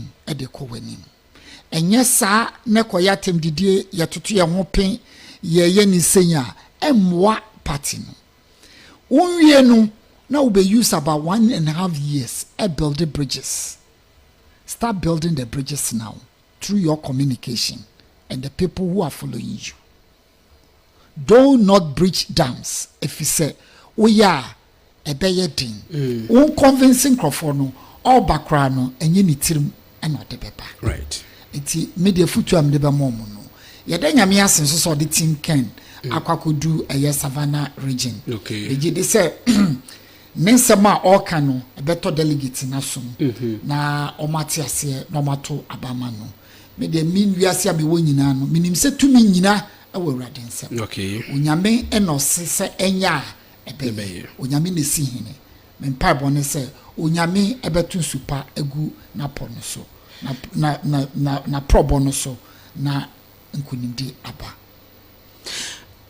Nana mebisa say enka the party NPP no from the national executives omo na wo say omo aban e wo so niema because say oni aban mu one the minority omo parliament they say niema bi a ekoso aban ne ye nka omo enso ba bonten no omo di hu komo no omo kananka amatimamfo nso ehu the opposition no a omo eyen but as at now do mususu delegate and I say executives ni nyina no ewo one side at the other and omo agyae the oman no dwumadi a omo di na ato ba susu senka omo de nka omo remain neutral na nka omo de bibi aban no ya ese tutum tokru na bibi aban no ya emfa bibi ma nka omo nka eho asem ma yehu the opposition no omo eyen but I say omo nyina nso do mani akodi campaign for flag bearer no echi. I know there. I beg to differ. The reason is, the head of the party, I know there. Once I was opposition, party no, yes, opposition, but the hierarchy of the party, general secretary, chairman, whatever, almost the NSA on the organizing structures of the party. Now, I'm saying I better refer to the minority or more parliament.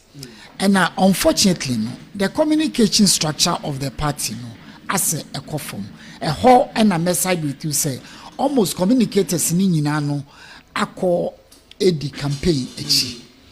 And omo jai abano and oye. Say no, central for binum and almost so afasi omo na so a omo na opposition ejuma edema omo. But when the structures are there, say the Yenuya Obama, maybe of city Ghana, also do not build strong men, build strong institutions. When you build strong institutions, the structures itself will work for you. Say, Anke say MPP, communication officer, in charge of economics, Ewo Honum, say MPP, communication person or what to say in charge of sports omo nyina omo honum ye qualify world cup and cost involved I be war benefits ni ade won and galamse sensemi media yi na take fight no so we need to get those people working right say omo ye ni nyina no I to say volunteer for na eye but they need to have the structures itself working and no and I me no be adwen say ebe ma timamufo no ehu de ekoso because eniema enkoyi na emumu no esanse de wo kan no we are consumed with the flag bearership race no and we try to say yeah ihe nkoso but a lot is going on and it's very unfortunate so and I feel so mo ebe kasa no so no ehu aba okay wano pa memeti we me kasa me hwe yi wano pa pe yesi bibi de Ave Maria say Santa Maria say wine Maria say wine minim Santa Maria na wine. There be say is it Black Maria? Roman for afi the omodi aban. No Black Maria and the police for. Police for the Black Maria and no ye anamomu ho atwanso ho na na ya kire wa hye kan nim na ye do na but Roman for the Ave Maria. Ave Maria. Roman for Njomo Maria. That's right. Roman for Njomo Maria. That's right. It's almost Saint Mary there. Pacho. Roman for there. Mobia no mo koye. And I would the black cross African. Mary so on share black. When you sadia, and a Bolga Jasona Kama Uku acrobatic. Enti mesre empenifo. Na and never be a honor infant to you. Na a year areho because galansin sensem na me twa me ho aba me ba ye de san komo no de aka e beto asesan se me wo mira keke insiampoku enso e wa ha ono so be boa ye na enkomo etisi no so ye de we say happy birthday to my lovely sister prophetess Faustina Nyanyi at Adenta Housing down. May Jehovah continue to protect and guide you. With love from the entire Nyanyi family. Happy birthday, Enko and Farmer Prophetess Faustina Nyanyi, and then who do Auda, Yangopo on Kanho. Madame Wabata Beba and Komaka Edici.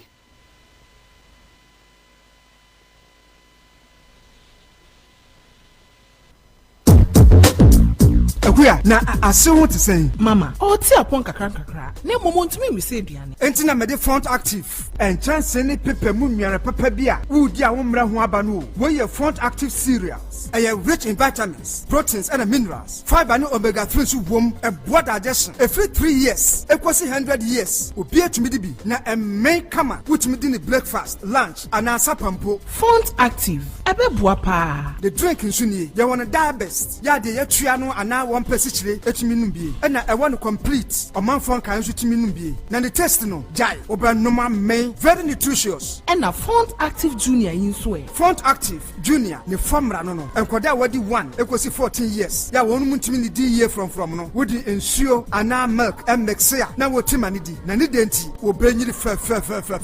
Ni nyina wɔ supermarkets ɛna pharmacies. Dodo a Adepa Pharmacy Limited. Branch BM ɛwɔ Ghana ha. From 0302 664 832 and 0245 915 254. FDA aji ejede nkrato yato. Spanish garlic mixture and the capsules. A boama moja dear for send when you padianum ye. Sebamed range of products. Hunam buafo. 3CP. Efie here 3CP bambo. Hey, Ajwa. What ya sembi aba? Dabio, bomi mwe. Abokobi Area Rural Bank PLC. Ebo ne customers nyina enka yese. Wana America krani omuntimi emedi juma wana account mu. Ne santi account no awuo no. Ye bo nka yese. Se wa medi account no hu juma. Bank no betwe usika aka awo account no so akoma aban bank baatan. Hey, na kwan ben so na mefa so ama ma account yi asaye echuma biom. Emrekra. For Ghana card na konkra bata ubie bank account no. Na sankra bata no ebenya no account no na yetimi atoa so ani wo adi edwa sankra toy efi Abokobi Area Rural Bank PLC se open krato bi a na nchechire mu bi a obetimi afre number yi 0274122122 odi eno nso eye WhatsApp a eye 0289113052 Abokobi Area Rural Bank PLC ono ji ono. Hey, Kwejo, come here, son, and say, who ya peduani? Ama, me say, Kingdom garlic bitters and capsules no me no me no. Just a man tia aduane pampan, me no mo ato soma. Na say hu say obesore na me na ho. Eya na me kwajogin o. Ahoɔden na bedwa, metimi nante afuru sane a, menti brebium san say, emoja ne timi free adwuma. Immune system no so eye na adwuma. Kingdom Herbal Center for Dre. And who di ho adanse no. Men na mese wo sese de untimi mfa bibia ambrofo me subiom ofra mefro usane nso a mesane. Anya Kwejo, Miss Media Semwasi. Kingdom garlic bitters and capsules na daruma. Ambama your best ma. Kingdom garlic bitters and capsules eye dra. Food and Drugs Authority for ajatum sa wonumu a boost immune system. Wa waye kese boost obesity wedropa. Eni rheumatism arthritis. Mo pedodo to enko Kimberlin Avenue. Okaishi Drug Lane ewo Enkran. Drugstore biemu we sabetimi akabi. Wo betimi afre Kingdom Herbal Center for 0275804064 and 0302938153. Kingdom garlic bitters and capsules. No challenger.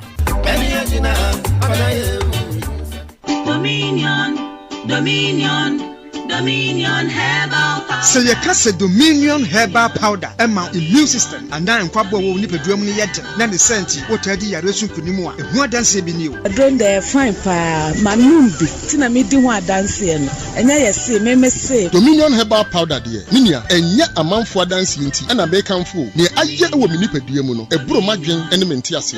A mud Dominion Herbal Powder. And how would the Biara da? Someone at the honor. Dominion Herbal Powder. And once one you will so share will take up. Now that trick to us be a gumu, what fancy Tianum. What we Angels Dominion Herbal Center one cocoa and a diaba, a painful, a baton more monoful, and in Quadawi if you do me one count. Dodo afre 054 315 8195. FDA, I did a gradient crap to a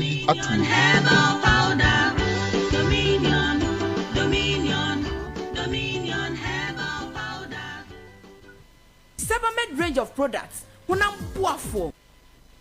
Ghana Fui Franco Esa the electrical appliances for Frabejaswo washing machines, Asian women yopo CCTV cameras, any dog clear Abi you know that. Seba mobile phones, this are iPhones, Infinix, Nokia, Samsung, any the keka anyone says Risina. Franco. In now bring the papa. Ne water foam say Franco air conditioners. Every 1.5, adequacy 2.5 horsepower. Samsung Franco TV. Every 32, adequacy 85 inches. Franco, Essence tabletop, double decker, any chest freezers. And chain in a mahoden cry. Franco Kwabata be a benwo. Name of head office. A wada braka. One Roxy Cinema Nedian bread. Friend 0246 422 338.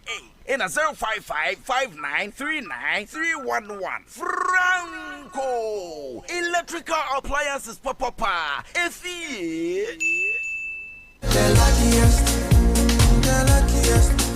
everywhere for everyone.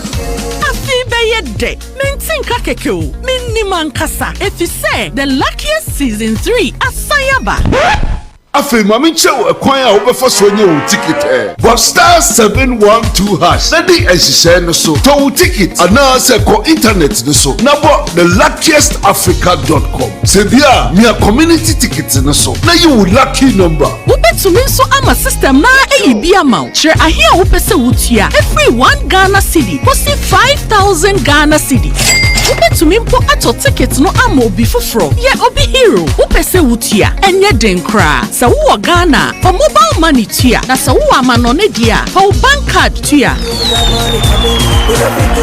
ticket baako ebo sika no ho empay ahanum 500 times we ye massa ye pe there will community de benyanso betimi aye emohu edu 10 times inti yen kambom na yen lucky na luck bebia shawo hoso enye ma wona wondi infiedu watching luckiest jumedie yi enele imrata chire wo Caritas lottery platform no so ade pano no kofa bae wasan de 3CP papa ebebua efie bia aba mese ade pa de etwamu da wo de 3CP egu nsom dware a eba ho ban efimu amoa ho fa 3CP efre so huhu wanu anopa bia na ma wo se ho ban wonu aduane na eja ana esohie ehyewo a fa 3CP efre so fifa so enu ano no wo shewu wi a fa 3CP efra esuo fifa so na bebua obebre 3CP ehye pimples empompo ekro na ekumkro enimnumu ya wonso 3CP so de enye na wo drugstores bia mu etufon ko ade pharmacy ene SGSSB ene hwani mu okanshi fre 0302 664 832 kumasi ade pharmacy e wadum ene Hello FM ene hwani mu 3CP efie bia hia 3CP bambo Spanish garlic mixture and the capsules. A boama moja dia fusani wani paduanum ye. Obo ade aboni pa wonam se enti apo na so ni ma ye ni munti ye dware sam na sran kubia ma SIPH 5.5 a eba wonam no ho ban no etu be hwe na sanwan na so oben ene ahokeka ate agu wonam no so ase no kra odofo sa ha wi ti na ade performance akofa Sabamed product papa ya jatu mo Germany ene wiase fa na nyina aba ebesiesie wonam asai ama to so te sa akoda foforo honam ya wa Sabamed clear face ehye pimples Sabamed anti dry skin esiesie wonam aye breche meye soso kama Sabamed anti aging ema honam ntwintwam Sabamed deep cleansing ene Sabamed lip defense emma anoye soche akono kama afei Sabamed classic range eye mo bia ene wo ye odware wi a won ho keka won sa wo pesa wo ba honam ye tontom te senia etie eda wo free ye fumu no a ene na wo hia Sabamed baby range eye man kwada no bi Sabamed range of products honam boafo etufon ko ade performance or kanshi telephone 0302 664 832 Sabamed honam a etie apohintasem shaping the nation. Oman 107.1 FM so eni yemo akwaba na afi yatoa na wokrata moboso no eso national agenda eso eni na mewo mira keke insia poku ewa ha oye member edema Ken campaign team no na oye former Central Regional Boss edema Food and Drugs Authority na oye poultry specialist KNUST trained ene no ewa ha for Kingsley Kwame Nsiapoku over Amachi Mina mejusu ebru boko de na mi adom ne mo mpai bo a ye de radiase Awurade ase na agya no pa yedi nkɔmɔ kakra yedi ɛfa Iraken ne campaign no ehome no ka say wa touch down ɛwɔ Savannah region ne yensentwofo edi achi ne lawyer amoda tenoma bobo ho nkɔmɔ a anope sa nkɔmɔ yi ne ebomriti aka ansa na edi asi ma mintie wo so kakra ewo mu yo mini amedanse na mefa kwanya so na yamachia watiefo ne tahwefo bi so mu ne social media for handlers ni nyina machia obia let's message chia nchia kese so come out through constituency because I want to be free. Amount for say charity begins at home. A damn boss of boy free fee. That's right. Or brush as yes free fee. To be chia through for you know. Namsachia Hajia Ken.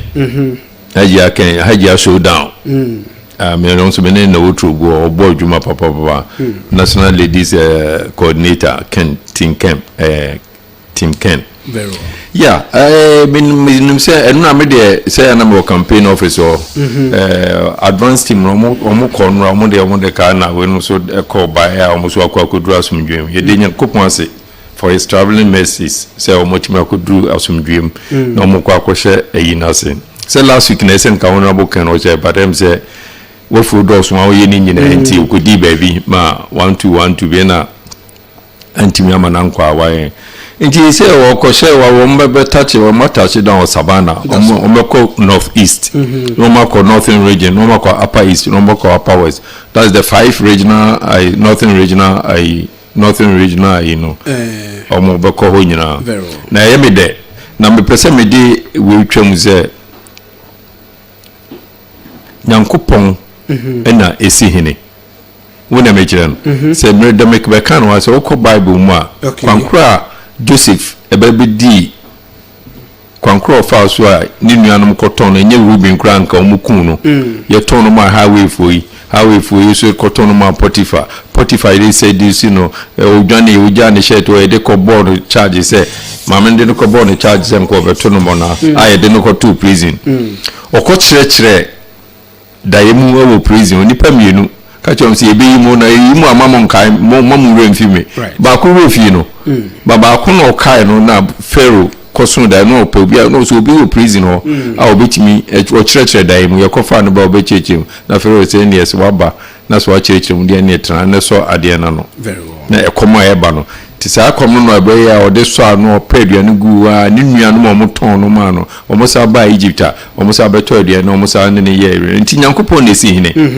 yenhwe David kwankra onso obabedi hine wona mejire no tama Nyankopon so asama so onko Jesse no preso osra ne ma no ba ko ngo no okoe no yakofa wi kekese aba osi da bi nyewe ya osi wi da we ya na sama busa Jesse say na woni babia o babia bi so ba ko bi de o kan nyayo guamu na o wajiro no osra so kofa oba no se onie tinesi Nyankopon ehwe akomam nipa de o hwe animu. That's right. Moses hwe babia wo no to ye yi kakra ben kensu no de no koy enti we nyina no ne ginasi ye de hia ne ginasi ye ni se nyame ne si hene very well se Nyankopon amon hene na kofa henche so obi emu yaw Nyankopon ne si hene nti de ekọ banyina ne to be no ene niema ekọ no yi se ensu beton from adikan that's right ene ken so okoyi number 1 no eche se bibi di echire na Yesu beba ni sentre ni bisi enu na esisi no na sisi rufa babia ni gina agiba bia oko railway station ene kwa de ndi enya adwuma oko VIP oko trotro oko taxi station oko dwem oko school oko churches oko mosque oko babia obi ase mo fa ka mo de kan ba dia ye beto ama no mo de kan ba enu na wotum for one of the wisest kings in the whole world o kan say MPP for mamu ko yi obi a MPP for nko apo munko yu bi a Ghana for pe right na mo de ne ba because be ton na ma Ghana for nyina utumfo se tutu nana unkwa so odon le tu sa for no tu MPP for no nti ya ba na yekoto no nyese obi se MPP de MPP pe ne bi na kan so na ho keka eni na yinya no kire se ye de ne ba obeye because o maye adwuma o start ye kura hwe niam a waye ama Ghana man and then the party mine. When I'm again, Nipo $6 million.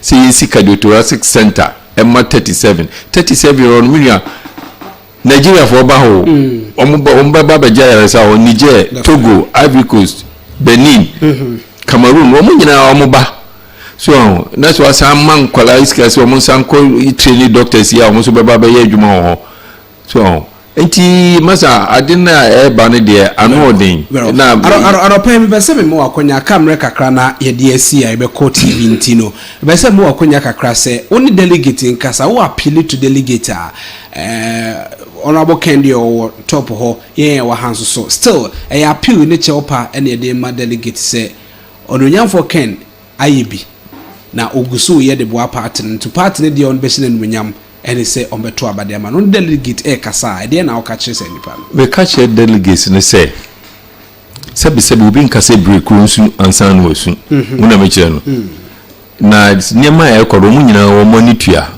una mechire no mu tua ne e ko na delegates ni bibiri ya no mu se sensi apoku yesre wa nu se game media se wo mkoko na aba omu de obi obeba be kan sem bia yi nyina ya nipa ba ko kokoma dedema omu nyina ya nipa ba ko omu ye krobofo ma na omu de omu kusekuse wo mu trim awasa abo atata ne kusekuse wo ni trim yesa oba no wa be mu na akire no abo akwa chenchen obesere na no nso ni omu na ni trim ni kusekuse abo atata wo ni trim at the end of the day no so okoto aba na ni obi ana ebe so ne nsa so onto aba no ti delegates ni de no mu se ade ba ko ka chonze atemdidi ene kasantwie no na enye because at the end of the day no nipa obawini kan wini a bawumia Brian na aduchum kwabre Japan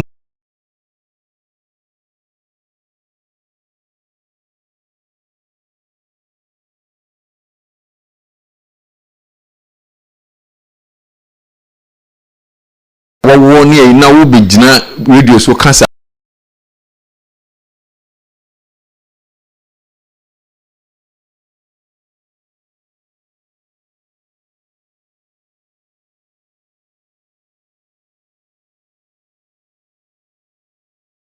ne on cancer my den kam obu beba adop the day nyina ye nipa ba ko ye frum ba ko ma na fe ne be pipe mu uninterrupted me gusu mo akwanya no ye interrupt kra eno ye a straight message a wo de ma delegate e ma me se delegate e koto aba da no so beto aba e de na omunye e de na ye hwehwede afrom ho 1 minute bia anyere so bia 1 minute me do asepa me delegates me ni bebria akasa me ni be 70 delegates I know about 65 from there I've been able to convince them they be catch them say party no tradition in a party no so won mra aye de bedi yes so fiti preko na oba bedi derby na sisi no omuntie nsema nkrofo kan ofom say delegates no so omutete afiem omoye adwuma omukofita omuntie ne nkrofo kan say no de Kennedy ba ye beto ama no momfa Kennedy mra no ye here discipline okromu ano I had also too much no no say discipline patriotism and honesty una mchen ese sa ne ma we nyina no na say adwuma de ye make say adwuma so kra wo say de aba ne ano pe na say ate adwuma na o de ba no enye for certificate people ngwa obi o certificate ni obi o ni certificate adwuma mu amwe institution bia no eyo nkofo mu ni certificate omo ye adwuma ene omo ye certificate omo ni certificate omo ni wa adwuma no eden entimi nkoso ti omo certificate na as well as omo ni bi no omo nyina no ehia se omo adwuma nti delegates no yesre mo muntie ne nkofo ka muntie ba bia nkofo NDC fu bi kwa se Kennedy de mo de ne ba ye beto ama no so na omo nyina omo pre no omo nyina fata so ombeto ba de sidu muto no oni edi ni twuno no ano ti na Kennedy de wa sesie no ho odi adwuma beba odi nkabomu beba na sesie ade ba ko ma memfa we ntwam kra na ade ba ko me de kwa se Kennedy sesie o se wo sisi na so te se mampam ntuntum ho hinti that's right ye be provoke na mana ko kaka bi nsesie on kasa owo bibia no so hwe o sa hwene ani bon so nti sesie no obia so won na enso una mejira na Kennedy de we tried and tested say de ne ba power no obeji amai because obi a wa record no kasa obe rekora ye nyina chinyi very well abusia of Kingsley Kwame Nsiapoku ena yetini nke or ye former Central Regional Boss the Food and Drugs Authority poultry specialist KNUST trained ena yene no ewo video mu ha emra no ko enche na ye ko TV nti na asante egita the daily graphic na animu na afi na yenko mame die hia me pa ye Ghanaian Times Ghanaian Times na page so for now we need rifle. Okay, also for we need rifle. Mobile transaction and also for we need. And anapacha no wakasa ben wakasa mu me pacha say momo one say telecus no rifle adebi na no na also for bi a owo Kumasi or former banker na sisi or reverend minister. See or no, and I just say our to be okay. And now we me, I just say, and I am Kwana, ya to bet, chacha. Dear Nijo, now was it when a rough one, chacha, the patrosia ya draw. I'm a draw no, it is a draw in your bank, draw in your bam, na a bet, a chacha. Now, when then your competitive tendering. Anu wini so be a privilege also I hear I say enyem sabrofu we yenka wo enti wo de obetunya ka kire ofa keke no mo mote ya na me de minim ne say ade bia ye draw ti say enewuko emo no nso na NL4 ejina TV so na omo the numbers ehihim enti number ana mpacho anye bia ne say bi se mi wo teleco number ya fa Sebi also one for one ship na for mo anya dey ansimbi that is all the no ship and no me ko ba so on meeting kudos papa sofo say we win raffle na bi nim say bia wo di bi betu antutu so dudu a no na medwe ho say page 20 okay Ghanaian Times na Reverend Minister wins na Times for so Times reporter wo nyanya Reverend Minister wins grand prize in Telecel too much money promo. Hey, I see one. We need 1.2 million Ghana cedis. 1.2 million. Not just 120,000 where they saw from a patch. Daddy, me I met say they are making 10%. To so do where they will him 10 where they straight. And could never be in case in Yakopon no 80 Reverend Samuel Yao Esel. Congratulations. That's right. We were not just say what they bought for to be at the Amana sorry, Madi Abejia ye Numa. If you be castle the raffle to Muntia, I yes, and Kaibia, a confine fund beer, or the master for the ye Numa crack, or any sa, and for so about home is Cabas or in Mupa. Yeah, a kind of that was a sorry man, so a bit to me, I could do. I don't say. Yes, page 2 of graphic. So, and our front page, you know, can see that cabinet okay 6,200 teacher postings. And no posting in the Baba so na ka a year aketua. Yeah, young corner America. Chronicle na me de to aso na chronicle de a de aba betu nim no me ensa me bo mu ba so. Na ne da ha ye do se fiye na wode ensa ma ba betu jo. Ma okasa mu nimre wa no kakrama no. Okay. Enti doctor fiye e de aba betu chronicle katafeto so mienu said e was a massa pay the nurses and stop the tomato bay. Enti we ensem a edom kuma wa rahye be fie e ka e de akere edom kese ne so mu cha nurse for ka. Na tweben kasamu we ma me na ase eno no e wo form kakra. Afi bombom ne enko emenko me da se enti edom kuma wo mra hye fie e na ede nsemo eto edom kese ne ni mu se wo mu cha nurse for ka esanse obi beye djuma abosumi makoma kudu na ebewie kire na ne sika sem ho nsem na kwakwa bibie ho de enko ye nti omu nti omoka na adwuma na omoye no omuntimi enye ne ye katafeto so mienu kro na nso egba mane mrahye bedwefie chiame owura Kingsford Smana Baben na woka sei no de futuo akọ ediama ma me adwo asafo se ne papa legacy a wojaye no wo mo hwe so mo be hwe akire yie na nkoba sese bi papa ni wu achi no e ba koye nsem bebre nta no pay de chronicle de no eye campaign ahodo a nipa num mo pre MPP amanyoko di bre no wo mo ye ho nsem e no de betu dwa. All right, lucky season 3 anopay ene ye de eja se so for na wini bi o we wini similar one and to also betimi do ho ahyembi na also etimi awini a dial *712# na fe efa ho ehyemu bi na ode option 1 beto ticket ama ho na ode option 2 na to be e de ama odofo na munyina mde mo ahyembi e ba na sa nipa no so awini bi na munyina mwatimi anya sika abom na akoyi bi ho a o twase yana se otoa ye bebo usika no 10 times e bon square 500 times and a day ama wotini na no eye depending upon the obde ho be hyemu no na e be change la cases in 3 no fa ho hyemu na nya sika e fa edi odwuma ahodo nyina ebi o madaro maro boaye ema yetimi di dwumadie e de ebre wa ye de dum pempenso a etise ye me sorry so na national agenda and today's agenda so asha say ewo television no eso ne 2 na fe ato so ewo my 107.1 kasafidi eso me da se wo ka me ho efree anopa ebremu be se no nkro abopa onsima no aduenu mi me di e de kwa me abo akuda kwamoa obechi afrem e komoto nyankopon ya adoma wo kina ye be se yehia